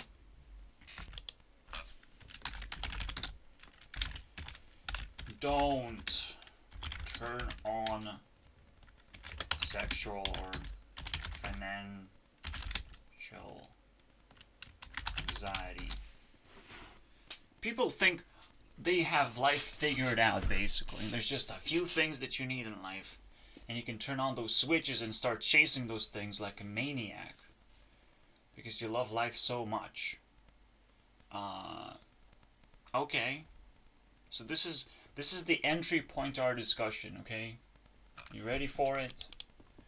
Because I'm gonna try and dig out like good examples to actually reinforce this idea that people are really insane. You must understand that all these things are connected. You're gonna have to have a relationship with someone. You want it or not. That's what sexual anxiety is gonna lead you to do. And financial anxiety is gonna turn you more or less into a slave.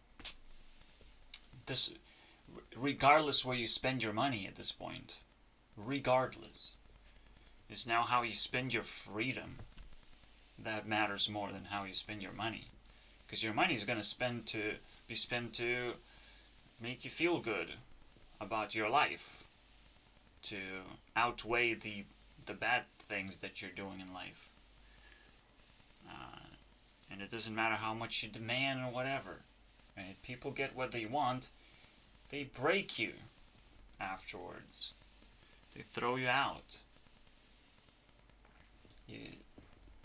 Getting yourself established and turning those switches at the right time, for a right amount of time of how much you can actually survive without damaging yourself, that's the big question that your parents should be fucking answering to you, and not you to yourself. It's like, well, I can do this. No! People literally have to pave the way for you to do something, to grab a value for yourself, and just live your life afterwards, because life is what matters. Let's not forget that thing, okay? Life matters more than anxiety. That's why anxiety is a bad thing if it turns into a loop, okay? Life is not a loop, as you can tell. Life is potentially a loop, but it's not self-observant loop, okay? You would love to have this loop where, okay, you die and you're born, and you don't know what that is, though. You don't know what that is. So even if you put an eye here, it gets poked through with this, the ray of the gods, basically, the ray of the unknown. Pokes the eye. You can't see what it is. You can't even memorize everything that's in the loop. Your eye can only focus on a very, very specific spot for a very given amount of time. And again, there's unknown that you will never solve because you're not supposed to. You already have something to focus on, so you can't really focus on the unknown yet. Until you start losing everything. There's a special condition for everything. You have to lose everything. This is the L moment, guys.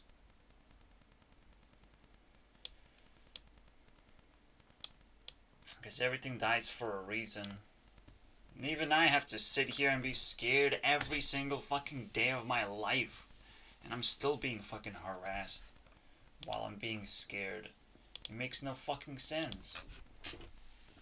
That's not what life is. So I haven't found it, and I haven't been able to escape anxiety. Besides that, like, oh, my parents should fucking deal with it. And it fucking makes more sense than ever before. You have no idea until you leave and you realize, oh, I don't have a house that I can stay in. I do have to pay rent. Once you realize those things, the life doesn't want you, basically. Life never invited you in the party in the first place. And that's the expected result, usually, especially when there's a lot of people. with their own anxieties. Their adventures basically end there. They realize, oh, life sucks, and that's where their adventures end.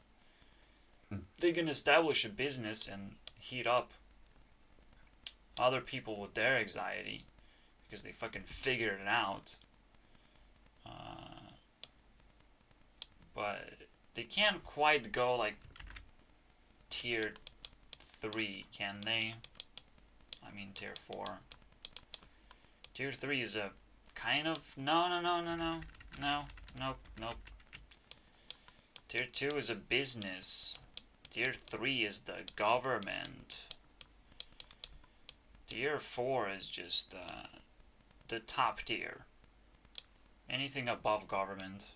Anyone who fucking actually understands life and how to switch from anxiety to life itself. Those are the people. You can't even define them properly. The mappers of life. And of course there is tier 0. So yeah, if you're very, very lucky, you break through, you do something in life, and you pretend that it's your business sometimes. It doesn't... You know, like YouTubers try to pretend that they're actually doing a business. But in the end, they kind of end up just selling merch, selling ideas. Is that all you got, YouTubers? Pathetic. That is actually fucking pathetic. That's the only thing that keeps me from saying that I'm YouTube CEO is because I don't have low enough self-esteem. I'm way too high for these motherfuckers. But no one really knows. So I'm like, yeah, guys, I'm YouTube CEO. Please take care of me, okay? I can't just scream at everyone. I have to be vigilant about it. You know, like, pick my targets. Not like hunting season, pick my targets. But like, are you listening to me? Oh, you're not listening to me. Okay, you don't even care. That's the target. The target is something that I can interact with. Not something I can shoot. The same goes with love. I was like, yeah, love is like hunting. This is where I started my adventure of rants. Can you imagine? My rants began with hunting.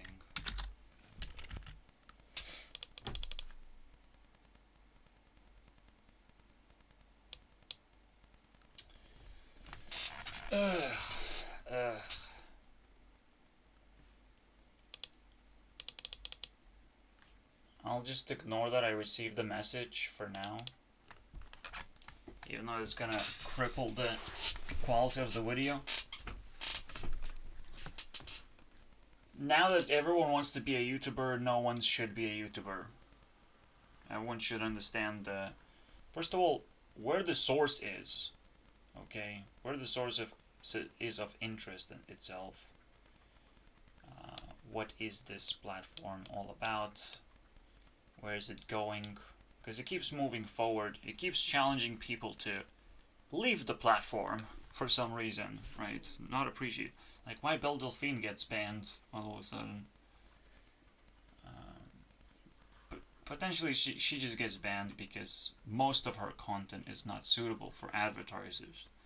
That's what YouTube is very much afraid of the most, okay? It's just, you have to be suitable for the platform. Even I myself would probably be found unsuitable. But that's just a topic that I can't even fucking encourage to talk about. Like, of course, yeah, I have insecurities, and I talk about them, and you might have same insecurities, and those insecurities are gonna hurt you, and you're like, well, I fucking hate you now. So I'll just use my powers to silence you. And the advertisers don't care. They know they might want to manipulate people and like, oh, honesty is actually a bad virtue. and all these things. Like, you know, it's a tough position to be in, but that's the shithole that YouTube is, basically. That's what it is. People have to make overly complicated decisions that have a tremendous impact, and they have to carelessly do it at the same time. As if, well, I'm not doing anything, I'm just pressing a button and someone is banned to give someone else the platform, you know? YouTube has to share the platform, and it's overflowing already, so like it's a lot of pressure, and almost nothing they would do would actually matter anyways.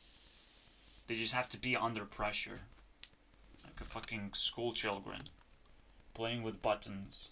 Who gets banned next? Well, hello there. So all you have to do as a YouTuber is not stand out as a loser, as someone who's like, oh, I am definitely on that button right now. I definitely want to be there. I want to press other people's buttons. That's usually how you get there. Okay? Not necessarily with drama, but not being able to resolve drama. Not being able to mask drama is like, I really don't care. I really don't care. I think that's the best apology video that you can make. Just say, I really don't care. You have to somehow find yourself moving on to the next level and not caring of the shit that you did last time. Okay?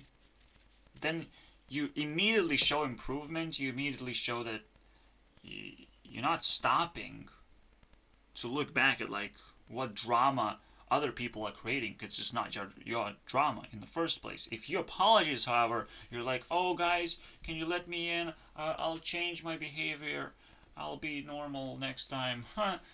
Fuck off, man. You know. Apology equals failure. I don't care equals growth.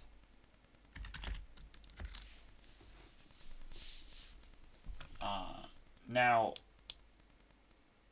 obviously ignorance is not something you can allow yourself to have, unless there is drama. Then you can ignore it. It's the most beautiful thing. When there's a lot of shit going on, and there's a lot of people who trying to voice their opinions about something, let them build their platform. Let them speak out for themselves. Let the hell fucking break loose, because no one should really care what they have to say anyways. They need to care for themselves, and you probably don't care about it anymore. You may be outgrown that pattern of behavior already, so it's not a big deal.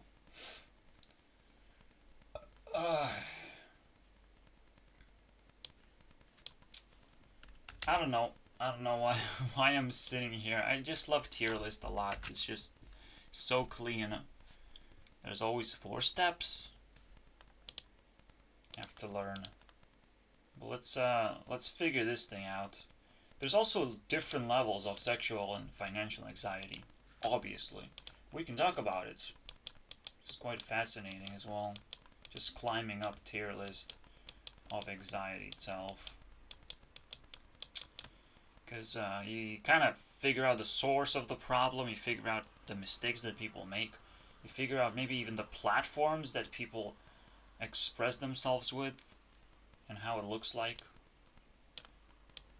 It's a very, very simple thing. We also have like an entire map of 4x4, I think. You probably have like intelligence and something. Popularity, maybe?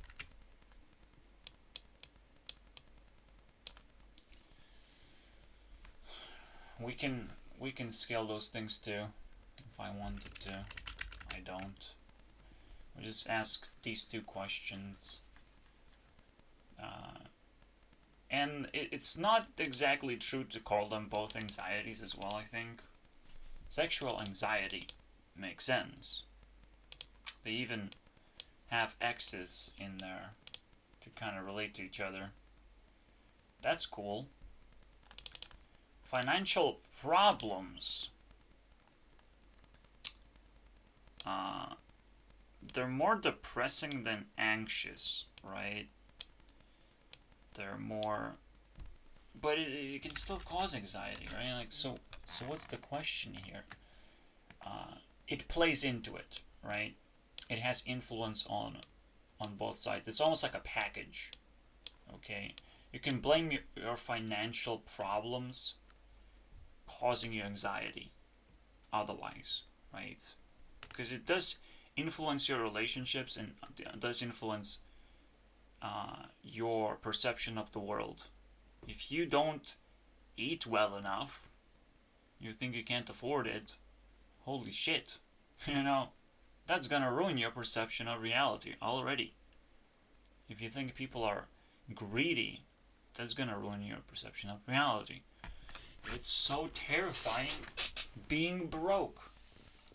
It's similarly terrifying feeling broke, but that's not exactly true then, right? Then you're just sexually anxious, I think. Because you're still thinking about money when it's not what life is. Right? Like, life is never about money. Life is about starting somewhere. So, what are the first lessons people learn at Tier 1? Because those lessons, like, super childish, supposed to be. They're supposed to be extremely simple to learn. First of all, money is like super valuable thing. Okay, what is the most valuable thing? G, okay, I'm the most valuable thing. Well, gold is the most valuable thing. Or rarity, or ability to carry something and appreciate it. There's a lot of weird values that you're not supposed to understand. It's more like a collectible game of exchange as well. It's like whatever you want, you can have it. You just have to pay for it. But you have no understanding of how to get money at all. You have no understanding of that. Even if you think you do, you have zero understanding of how to get money. Even if you do some kind of business or you figure out a talent that you have, people at Tier 1, they don't know what skill is. They barely pick up one talent and they can grind money just to have it as a trope, okay? So you can have this, you can have a trope, but you can't have skill and monetize it. That's not how it works. Trope means, oh, I have a good relationship with my parents. That's a trope. Oh, I have a good relationship with my boss. I got a decent job. Or with my teachers, and I can graduate easily and go through life and pick up a job that doesn't suck. Who cares? It's a trope. It's valueless to me. In this location, in Tier 2, where I am, alongside with hopefully decent amount of people, and by decent amount of people, you know I'm talking about less than 10%. People can't make it through here. People still think in this fucking childish categories of like, if you have a trope, you make money. That's how life works. You get what you want. You buy what you want. You don't have to care about anyone else, because that would be too complicated. Jesus Christ. Well, what else do we have there? So what happens on the love section? And there's obviously the magic section, where in between happens. Right, so on the love section, literally social interactions are the top tier, God mode basically. Just have as many of them as possible. Have as many friends as possible. Anxiety amplifies. You can feel it. Where here, you pretend to know something, and it's more of a narcissistic point of view. Right? If you just hold on to your talent and be as narcissistic as possible and present yourself that way, it's gonna be okay, right? Because all you need is money, right? But there's the magical section that brings my points all together and scares the shit out of everyone who couldn't make it to tier 2 for some reason. That's what's gonna happen. But let's ignore this and let's look into this. So yes, you need to be surrounded with friends. You need to enter society and obey, basically. Oh, where'd that come from? Obey. Tell me what to do, senpai. As long as it feels good, you will obey. And when it feels bad, you will not be able to obey, obviously. It's almost like a pun. It almost works exactly, you know? And the weirdest part is whatever you want, you can't talk about it. You almost have to wear a mask as if love is coronavirus. You can't talk about your feelings. You can't talk about what you want from other people. You can't express none of that shit. It's all locked out to bleed anxiety instead. So if you find any other way to convey the message that, oh, I want to be with this person, but that barely happens, right? Only in pickup situations, only in the hook situations, like I'm fishing for a fucking, I'm being brain dead criminal here. Oh, I see a cute girl, come here, let's spend the night, and that's what you do. Why is that? But think about it. It sounds like leftism, doesn't it? Everything that they're doing here. The silence, the pay moments, the political correctness in order to keep society together. Cool, but it's not quite together. And most importantly, you kind of want to keep an eye out on everything. And anything that goes wrong, you gossip about it. Everything that goes right, you kind of ignore. It's like, well, if it's good, then it's going to repeat itself naturally. So I just have to keep an eye on the gossip stuff. On whoever doesn't obey the rules. Like, we have to gossip about that because we love not obeying rules. Sometimes. I don't know how that works, but who cares? We obey all the time. It's just very easy. You pick up the easy stuff, that's what you get in the end. Congratulations. Congratulations, guys. So what is the kicker card that fucking beats everyone up? Okay. I don't have to try hard. You're tier 1, little shit. You have no actual understanding of life at all. Like, zero understanding at all about life. Tier 1. Welcome, guys, to the games. You want to play a game? You want to really understand what the fuck is going on? I'm scared to myself. I understand that if people actually listen to me, holy fuck, they will flip out. They'll start flipping around like fish. They have realized they're underwater this whole time. Whoa. I'm drowning in my own stupidity. Well, thank God. We're moving on next tier now. I hope you like it. Because it's a lot more refreshing now that you're out of the water. and you figure out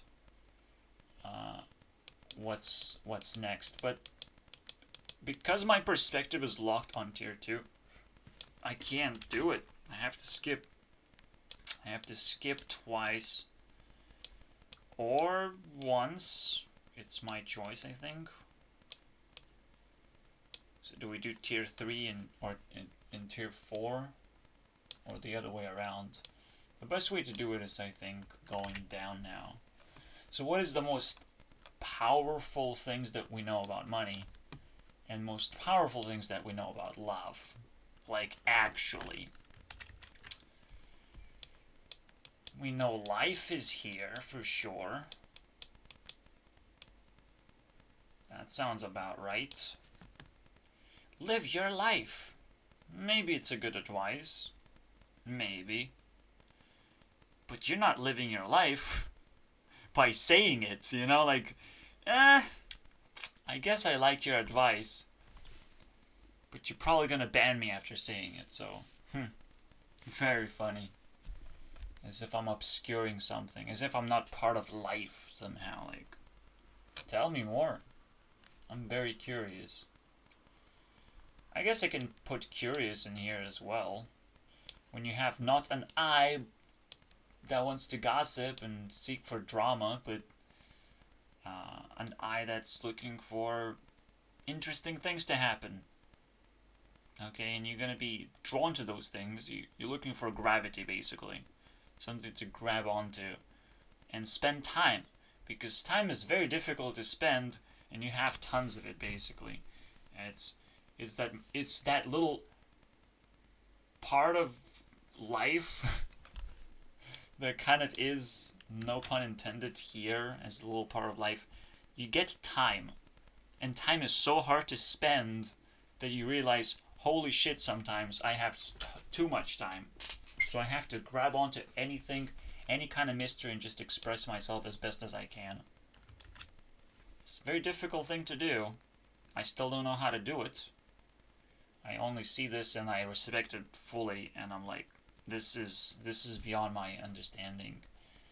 And when something is beyond your understanding, you just cry. And that's just something you have to respect. The anxiety is so hardcore that you just kind of have to release anxiety by crying. It's like, well, I'm in such a wrong place. You can't really cry without putting yourself in the right position. But like,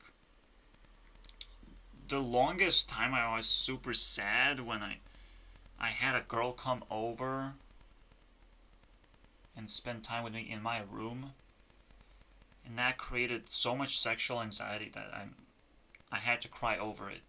It's just, there's no way out.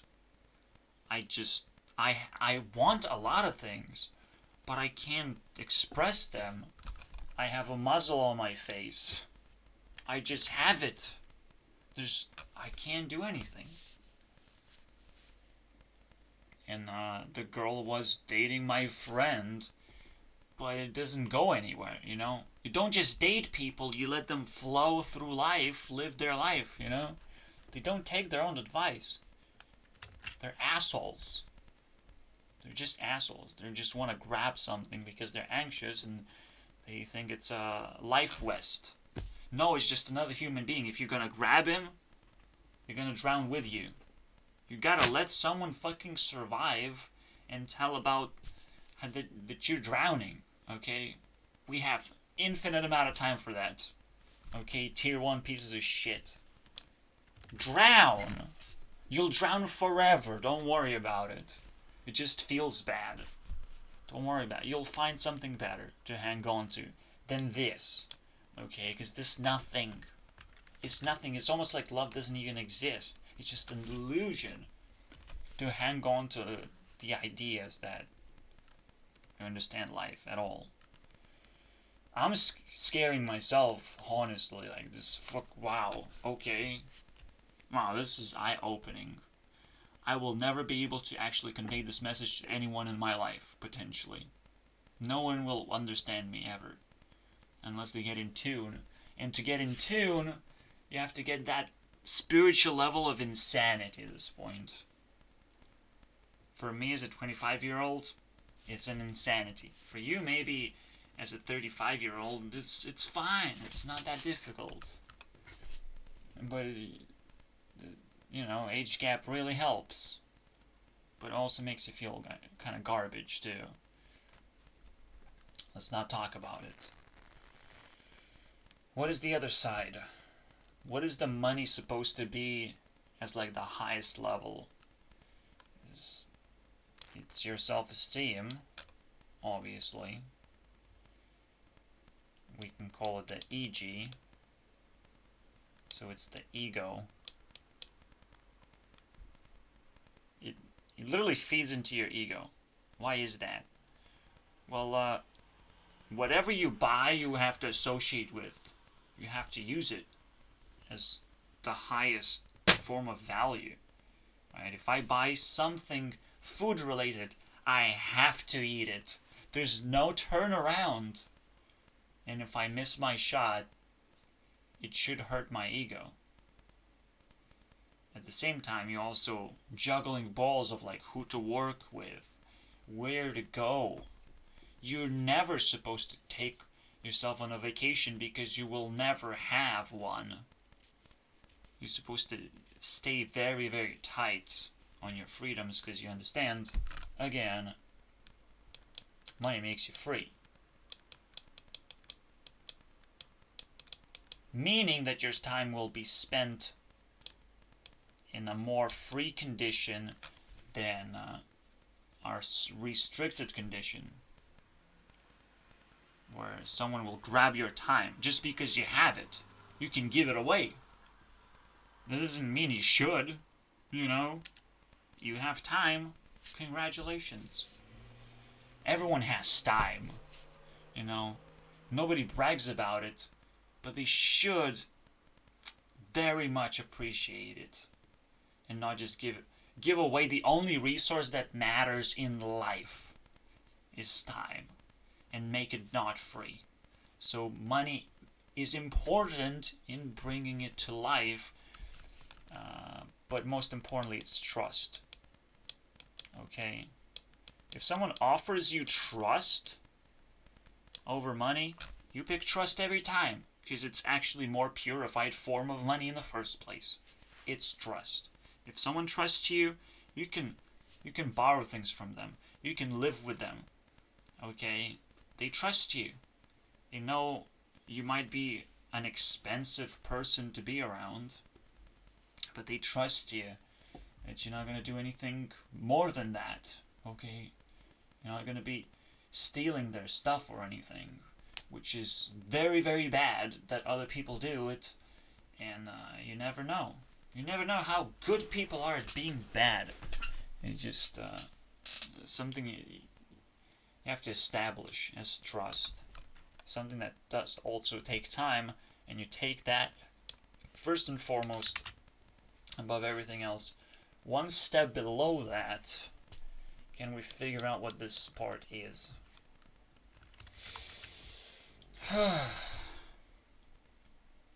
Yeah, I do feel like the things are too connected all the time. And your heart kind of wants to just grab the reality and just connect everything all together. And it turns into another form of anxiety that's very high. It's very scary to me because it's not my level of anxiety. Alright? And I'll call the wings. The wings principle means that not only life is just life, and it gives you love, but it also, you kind of have to chase for everything. You have to change everything. Because if you stay in the same location all the time, you're gonna burn up a lot faster. So you have to find different resources all the time. So if there's a person that I'm spending too much time with, it's gonna become a toxic person eventually. But then you have to stop for a minute and think, this makes no fucking sense. Because then you realizing, oh, reality is just not real, actually. You can control it pretty much. So wings is a very terrifying principle that just kind of feeds anxiety. It can be so many things, but the biggest thing of all is that everything is like connected. So if someone wants to interact with you, this could either be good or bad based on what you are doing right now and how you feel about them as well. Everything's connected in that sense, and the wings are supposed to like give you that push to pull those people into your life so there's more context, right? So you can actually allow yourself to be mad at them and not just tear the context apart. That's the important part. You actually allow people to enter your life just like it's the higher quality or a more refined quality in the end. So, as the wings principle. And I think I can just add a hug and finish this. It's quite simple. Again, don't lose yourself in wings. Always think about more of an out. An out that would be appropriate, right, for the special occasion. So if you go on a date, you kind of want to end up at least in a hug situation, or at least like stand there silently and think about it at least, like, and then based on the feelings, you can go either way, right? You can either pretend to be very, very angry and just crash the date, or you can be very, very happy and kiss the date. Wow. But I think this is a very honorable like position where both people feel comfortable doing it, and you have to actually learn what all these things are. It's more like a reality check, I would say. Reality check in your heart and how your heart works, how your heart kind of pulls everything together like a gravity pull, meaning that wings actually exist because everything is pulled together with gravity. You can actually understand everything, and you can be confident about everything, and you can influence people just with your charisma alone. And why is it important as well? It's a good thing to know. Absolutely. Next thing, we still have 30 minutes.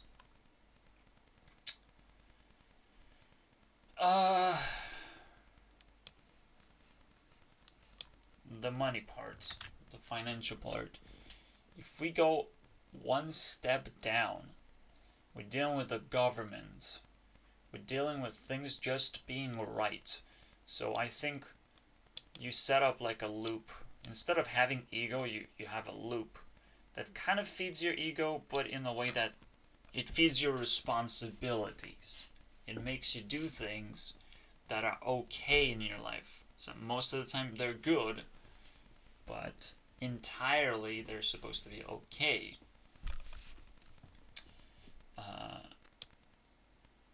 Because if something is looped, it's not going to be okay. You always have to push something forward. Some kind of agenda, basically. So you can feel like government is operating on the same terms because simply they have too much power. And they have to throw loops and agendas at the same time. So you feel pulled in and compelled, like, well, they have these responsibilities, but then you get this question mark moment when, oh, they did something wrong or they changed something, and it's like, what happened there, right? So you can't settle down on neither branch of the government. You have to actually understand the entire thing. And in your life specifically, again, you put yourself in a loop to just to have more freedom. Again, you deal with your responsibilities, you generate your wealth. You're going through multiple talents, not just one. But even worse than that, you're moving through multiple people with multiple talents. You're trying to embrace them now, not just yourself. Because that would be lame if you weren't social already. If you were not capable of pulling this little smiley face and putting it here instead. Now that's a fucking challenge. And being happy as well is your highest priority at the same time. So it means nothing social anymore. It's just you can be social whenever you want, but your happiness is actually much more important. So if you're not happy, you're just not gonna do it. You're not supposed to do it either. And it's not like you quit your job. You're just not gonna do it for quite a while. You are free to do your job whenever you want. You still have a specific job that chains you down. You still have like a government position that everyone knows you by. You still have yourself a title. And that title is also something you should care about a lot. I can only say that I'm a YouTube CEO as a claim to the title. I don't quite have the title. So you can tell it's accurate. Yet again, it's accurate. So now, the most important part is the bit where it belongs to me.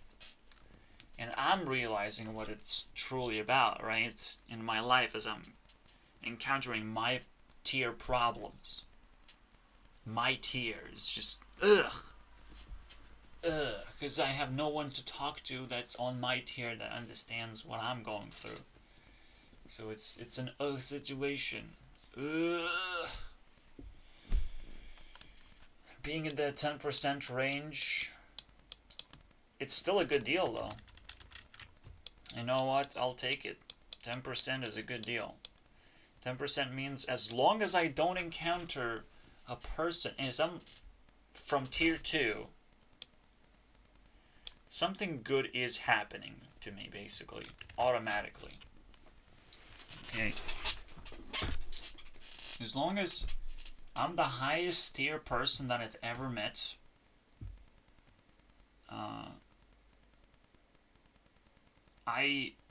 I'm going through positive changes in my life. Let's put it this way. Anything that happens in my life is going to be more positive than negative, I believe. Because you always get challenged by the high tier person first before your life goes to hell. You first have to be crushed by this person. So, or so I think. Like people have to have all these superpowers to just be able to influence you correctly, to push you in the wrong position, and in the wrong position, bad things will start happening.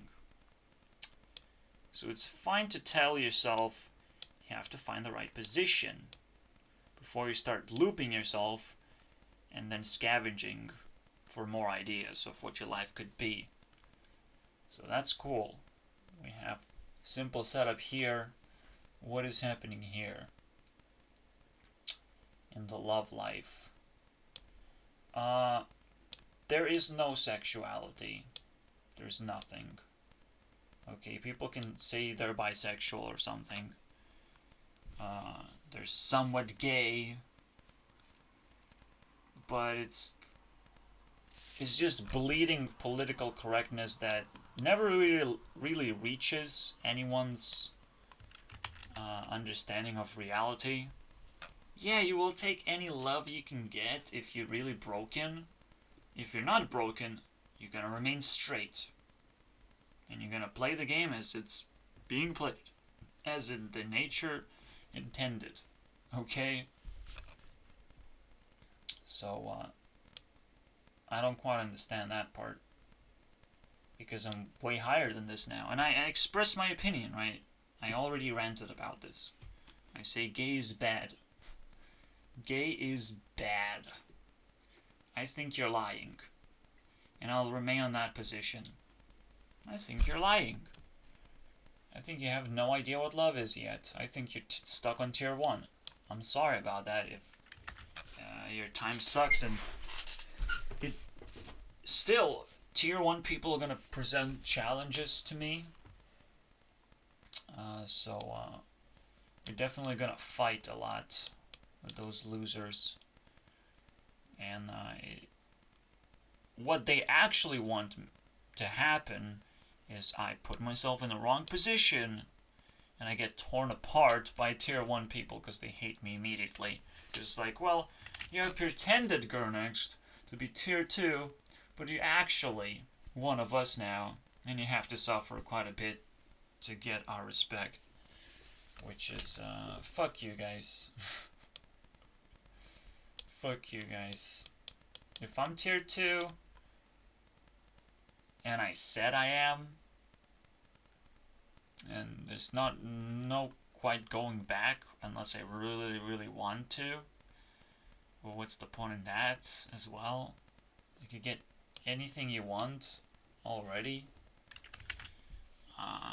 So I'm sorry guys, I'm not going back. You have to say fuck you to a lot of people. You have to learn that the hard way. Really hard way.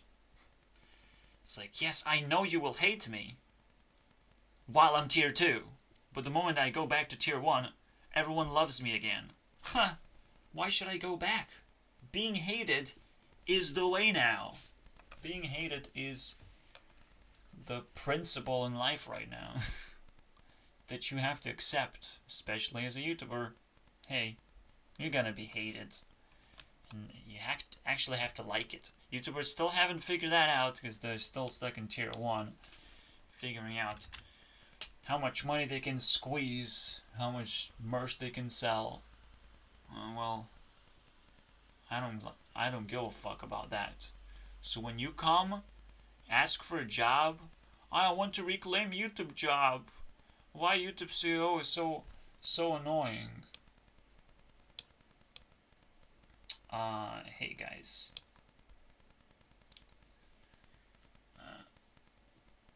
So in tier 2, you're kind of waiting. You're doing this waiting game. I intend to think that way. Because the opportunities will present themselves to you. Already the idea of money breaks down immediately. You rather take the opportunities that present to you instead of looking for a job which is a job of its own. You realize, yes, understanding what money is cool, but trying to get money is bad. Okay? So I would say you need to talk through passion. Okay? You have to chase your passion more than money. And again, as I've said, like, your time is more valuable than money. Technically, if you run out of time, you just move on to the next life that might have similar rules, but it will belong to you the same fucking way. You'll just spend it again. Because if life happened, you'll get it again. You live once, well, you live once like this, and if it's trash, you might just want to re-roll the dice.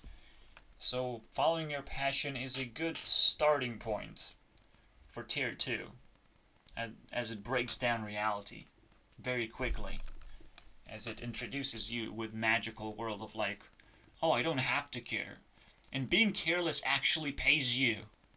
You know, being homeless pays you a lot with experience already. Homeless not so bad, not so fucking bad. Especially when you just get so many opportunities. You're out there on the streets. People are careless. You can get angry on that shit. You can go ham. Oh man. Nothing bad can happen. So, hi. Hi guys. You think you're scared? You should be scared of yourselves demanding a lot from yourself. If you demand too much, you'll never have any friends. No one's gonna say hi to you. Because nobody's hyped to see you. Nobody's hyped to see you. Okay. So what's the last thing that we need to know about tier 2? I said fuck you, how about bye?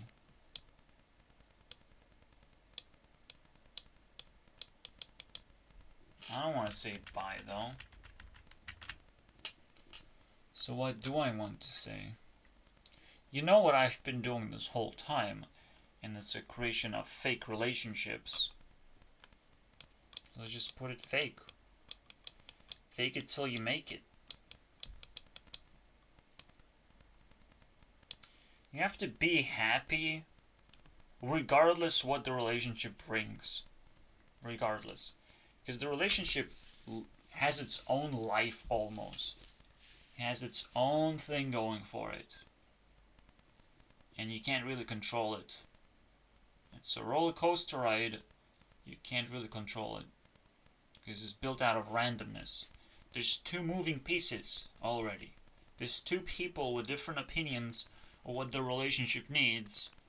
And so the relationship has to listen to both of them.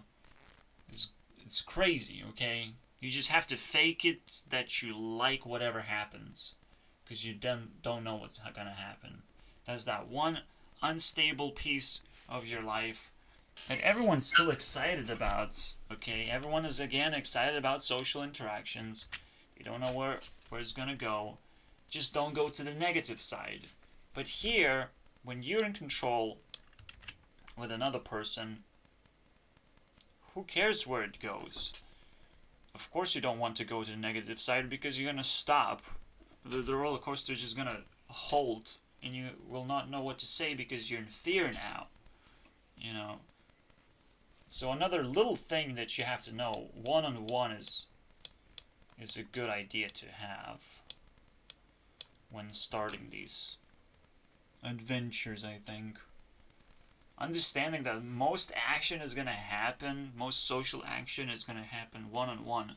This is what I wanted immediately after entering tier 1 in the first place, after finishing high school. I wanted the one-on-one conversations. I was demanding a little bit too much, obviously. It's almost like I already knew that this is garbage. But potentially I have to sit at attention and relearn all these things. Potentially someone knows I've skipped a few classes, okay? But it's not me, actually. It's my mom. It's the fucking weird thing that is happening today. It's like she's being dragged to court, right? But I'm not being dragged to court. She's being dragged to court to ask herself a question like, can she force me to medicate myself? Is this a normal thing for me to do? I guess that's what's gonna happen. Even though we just mistreated a guest. Oops, she fell down. Well, I'm sorry. I can't offer you any help. After the demand of money. Anyone who demands money are not our guest anymore. By default. It's just by default. We don't even have to have an opinion about it. By default, someone asks you for something. Wow, you have nothing to offer. Why did you come here? Nothing to offer at all. If the first thing you grab onto is a demand. Can I borrow some money? Well, you can't. You gotta leave. It's literally the first principle you have to learn. So, I did maybe skipped a few classes because I was abused by my parents. What the fuck do you know? Right? Maybe I was left only with my mom this whole fucking time and I don't have enough investment money. And government kind of understands that to some degree. They can kind of suspect that, but they can't talk about it at all. to the degree that I can talk about things. So you never know what's going on here in behind the scenes. You just have to trust that life doesn't suck that bad, okay? That the only part that truly sucks is our confusion, right? Of what can we talk about? How can we feel? You know, because there's only a small portion that is being conveyed to you. You have to read between lines all the time. It's the worst. But you have to do it, and this is what I'm doing with every single rant that I make. I read between lines as hard as I can. So here you go. Fully explained how sexual anxiety works. It has nothing to do with sexual anxiety. It has everything to do with relationships, love, and in the end, life itself. But if you stick around for too long, if you obey for too long, if you combine all these forces together, it's gonna turn into sex, into gruesome grind for pleasure, basically. Just a grind. So we can just take one more look. Is like women are poking eyes for sure. They're muzzling themselves. They're making sure that they obey the rules of like how to be hot and cute, and they ensure that, you know, they're socially acceptable and they're social in general, right? They're still trying to communicate with people, because if they stop doing that, they probably would be out of luck. Okay, so you kind of still have to combine all these pieces together, but there's still one more question. You still want to be tier 1 though? Are you? Now listening to me, you have a choice not to. Congratulations. But it's tough, because right now the internet generation is actually at tier 1 generally, so they kind of hear, and whatever you're going to be attracted to is going to be a lower tier, and it's going to be ugly. Only when I stop improving myself, which is probably never going to happen until tier 4. So for a long time, I was just going to be lonely and sad. Fuck me, right? Lonely and sad. That's all I'm going to get from life. Well, you want to get all these things? You really like it? You really want to see what it's all about? Jinx takes away from me, and then I look back and I'm like, holy shit, crazy things are happening here. I wish I could go back. Are you sure you wish you could go back?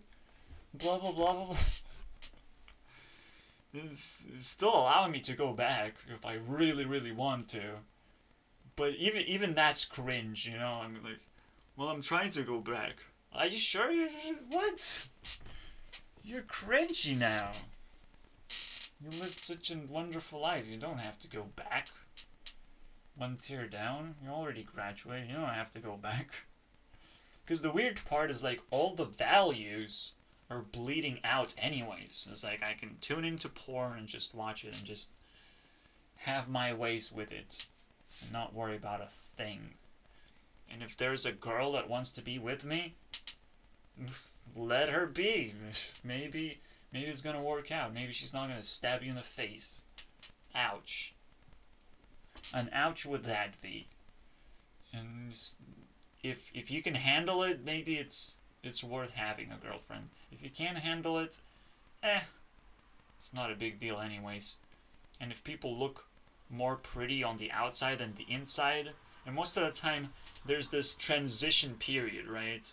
If you stare at them for long enough, you realize, oh, I don't like how they look, because they try to look, you know, you're trying to look, not to interact or just be fun to be around with. You're still just an internet person, so yikes. It's a mess you have to go through, and no, you can't go back. You just can't. You just gotta wait it out. You're here, wait it out, asshole. You have all the talents. How are you gonna spend talents? There's something you cannot go back with, and potentially that's when the god is like, you can die if you want. You can go to tier 5. Though. So the god is gonna come down as like, offer you tier 5. There's tier 5 though. You can do whatever you want, so you can just jump around and relive your life if you want. I don't know. I don't know what else to offer you. And there is no catch. There's only eternity for you to enjoy. The only catch is you.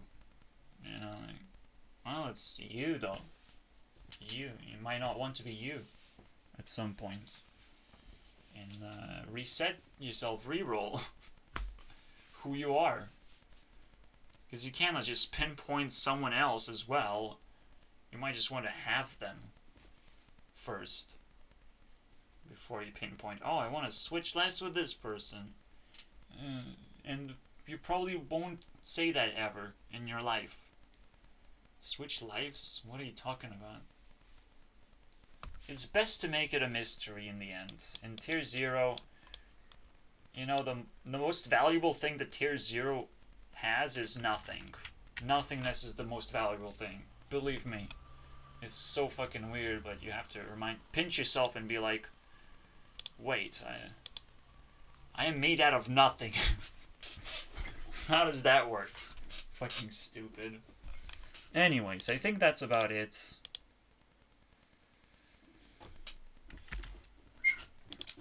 I'll try and help out these people. It's a simple task that I have to do right now and just move on. So that's gonna be the end of the video.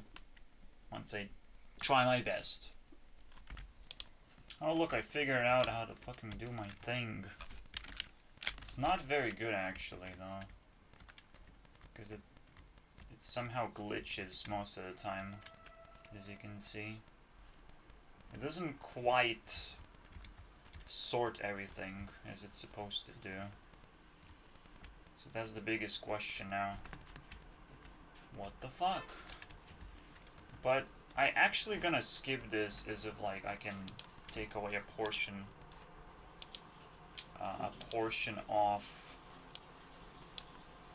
progress bar basically. So we're at step number 1, right? Like we're here.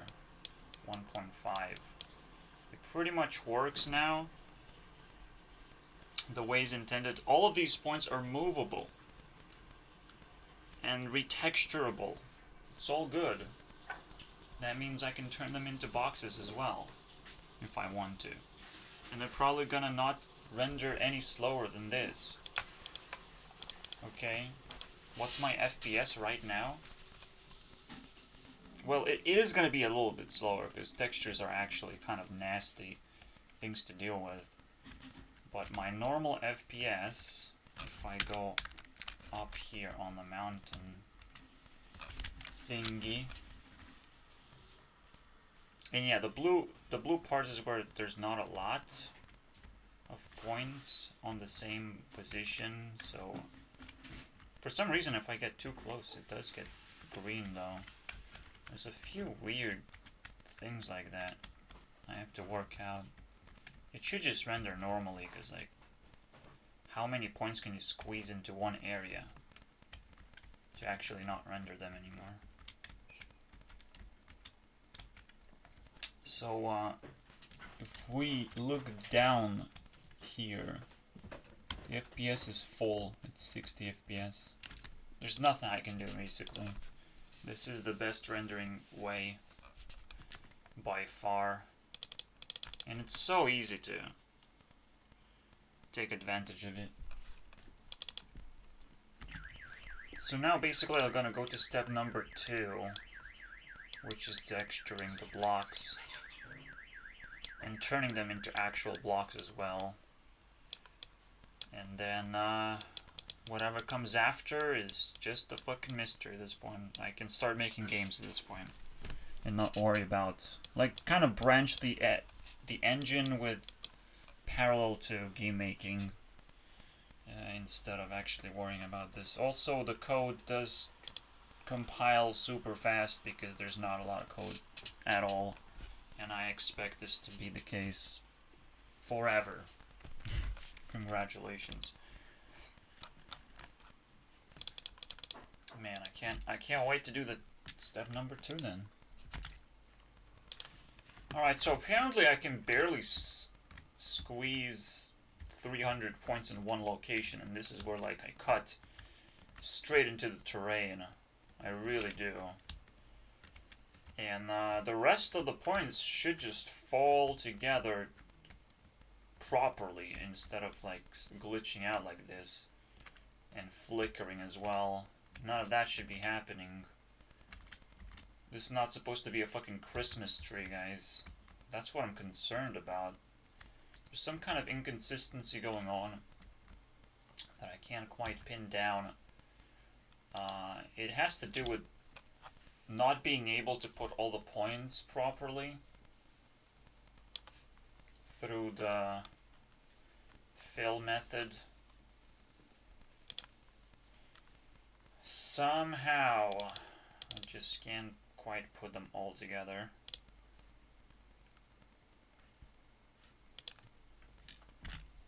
I think a very easy way to fix this is to simply put these things into a bigger array. A way bigger array, and then, or just a temporary big array. And then squeeze them into an actual object array. That seems reasonable. Okay, so if I run this, I can actually push the array quite far to where the yellow actually shows up a lot, and I still get the missing pieces. It does seem to flicker less, maybe? Probably not. Maybe? It's too hard to tell. I can try one more extension. I still want to do the squeezing array at the same time. Do one more extension and one more color. Do we have orange in there? Yes, we do. Colors of the rainbow, baby. I think I'm gonna go for 50 in this one. That's really edgy. One thing I will do, simply, I will just not send pixels when the pixels are in there. Clearly they're in there. And I don't need to see literally every single pixel on the screen that can be drawn is drawn, and that's the heat map right there. You know why? Oh boy. That's crazy, isn't it, though? You can actually see the 3D effect of this terrain because of all the pixels out there. Clearly, red regions will not be able to send all their pixels at all. And red regions are kind of common, too. So no wonder they're, like, cutting everything apart. Where the red regions are, the cuts happen. Everywhere else, not so much. Yeah, but so far it's going the right direction, basically. So one last thing that will turn everything green or purple. Now the fun part is, because there's only one section of the screen that's concerned about all the pixels, you can actually test whether a screen is already locked with a pixel and it's supposed to skip. The problem still with this method, potentially, every single check costs the same fucking amount. That's the scariest part. That regardless how fucking I check, I will still end up reading way too much information. Is this worth it? Is this gonna work out? Can this be optimized somehow better than ray tracing? Because ray tracing can be optimized, holy shit, amount of times. So, that's the big question right now. Despite me going deeper into this and being like, yeah, this looks okay, it might actually bite me in the ass. Because I'm rendering everything. I'm relentless. I don't give a fuck, man. I want to render everything. So technically, there's probably also a probability where things fill up. There's a probability. And if I fill up that probability, I probably just keep it in a certain way. It's really nasty, actually, because you kind of just want to cut it off at a certain range. So we can simply do this.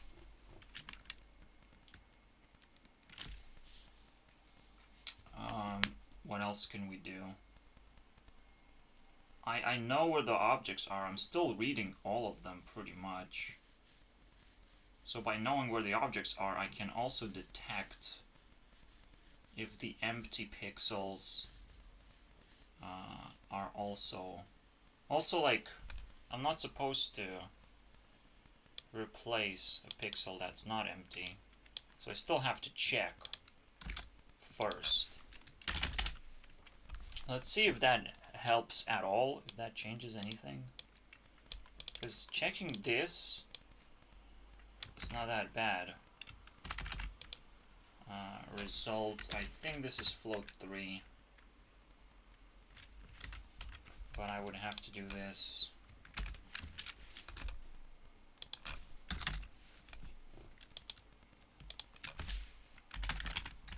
Float 3 res. Let's just grab this really quickly. Actually, it's 2. Float 2. With that,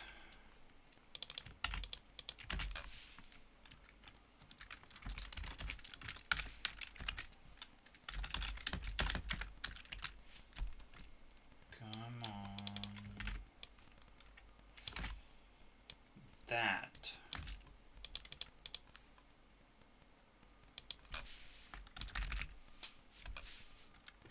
I would say below 1, we're gonna use this like that. If the pixel is fully filled and we don't have to fill it with any information anymore, that's good. Let's continue. What do we get, buddy? I don't think we get more FPS though. We didn't get anything actually. Ugh, low FPS too though. Jesus. Not only nothing but low FPS. Thank you guys. Well, now I'm confused.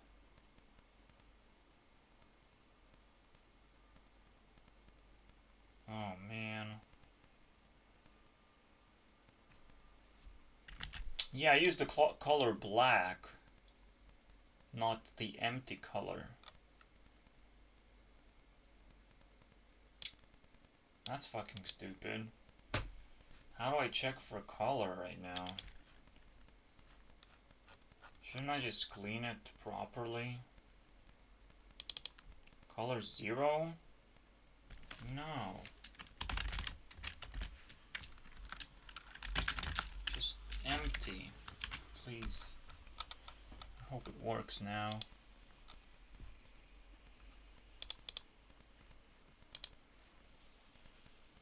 And that'll be the end of the video. Very nice. Yeah, it does have to check for more. So, and it only returns purple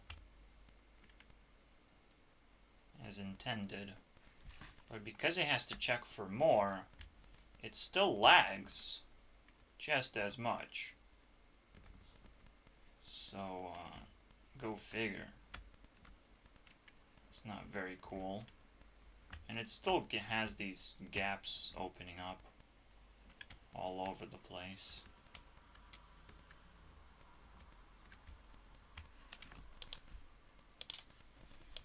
Whew, that's not very nice. One thing that can be done, however, is now that we have the objects, we can force ray tracing instead of just throwing them into the screen, just like I normally would. Just force ray tracing, which now makes sense more than ever before. It's still terrifying me that I will have to use ray tracing, but not really. The only problem is, like, yeah, I have to read through all the objects. There's not a lot of objects to read through. Why am I so scared, right? Well, no. I don't think there's a lot of problems here in that sense. So, we will read with rays again. Next episode, guys. Why do I want to do this? So, despite me putting things into a line and having all the objects read thoroughly, split apart in the screen as well, so now every thread works properly and reads through. The efficiency of this is not quite as good as you would think, and there's still plenty of dead moves, basically. Dead moves that ray tracing wouldn't do. Ray tracing would just go and hit something and will stop its process, and most of the time there's going to be a wall where ray tracing just kind of stops entirely. The neat thing about this is ray tracing is actually fast in this sort of field as well, so I don't expect this to actually do anything problematic at all. Maybe even be super duper fast and easy to set up. And most importantly, it's objects. Objects! I can do crazy things after I'm done with this, okay? I can do crazy shit. Just flocking objects all over. I can't wait to do that and not talk about, oh shit, I need to do ray tracing. No, it's fine. We're prepared for it. We don't have to worry about it at all. So another thing, we have this area, pixel map, so for every single pixel I will need to throw a ray and read through all the objects individually with every ray. Or I could just pick up an object and apply to all the different rays. But that's the trick, isn't it? That's what I'm already doing. I'm taking an object and I'm throwing it into the camera as it is. But if I try and check every single pixel of who like occupied it or whatnot, then it would be a problem. Which is why the reverse process is actually way better. Except it's just kind of still problematic, right? Why is reverse process so much better? Because you're more likely to stop here, and you're likely not to stop anywhere when you do the reverse. You're gonna do the entire thing, forcefully do it, and you don't even know when to stop, honestly. You're probably gonna want to stop at a certain amount of objects, so I can like do that. And because objects kind of have like I have 450 objects, right? Oh, I removed it. I removed the counter. I still should get somewhat purple, maybe not entirely purple, reading. So what's that? What's that? Yeah, that's fine. Oh no, it's only fine here. when it hits this, I think I don't want it. I don't want to see orange anymore. Sorry about that, Mr. Orange.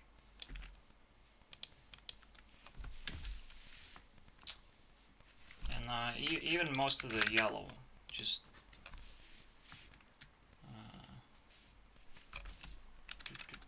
if pigs found.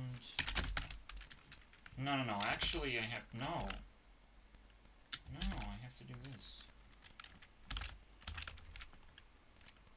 I probably can just do this though. And pigs found smaller than 300. Okay. So that's another general way to do this. It's not gonna work necessarily. Yeah, but yeah, you see it fills up the first layer. Then you see a little bit of green, a little bit of dark green. Then it moves to yellow, barely. It still lags for some reason. It's not supposed to do that. And it's also supposed to just fill in the layer of purple, mostly, as you can tell. It's trying to do that, but now you can see the split in the screen as well. It reads very specifically, I think. It's kind of awkward. From a corner position, up. So there's a blob.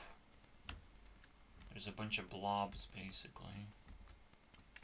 That look kind of similar, too. It's just kind of annoying that it's still lagging, but it still looks okay. Right, and you can sort of see the 3D effect as well. The only... Yeah. It does cut. It does get yellow. It does hide everything for some reason. Yeah, from this angle, from a perfect angle, it looks pretty cool.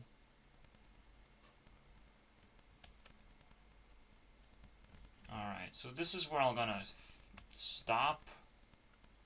Now it does look okay, right? It does look like something. If you like move like this, there's some consistency to it. You know, it's like it's self-built terrain for no reason. So that's interesting. Obviously, it reads through all the objects slowly. Potentially, it occupies space improperly, because a lot of pixels are kind of in the same space. It's still hard to separate them, even with the predictive thing. The best way to do it is to just simply have an incredibly huge array and then shrink it down. And that would just fix everything, I think. Because then the distance truly matters. So I'll work through a lot. I just need now ray tracing, I think, and that's it. See you guys next time.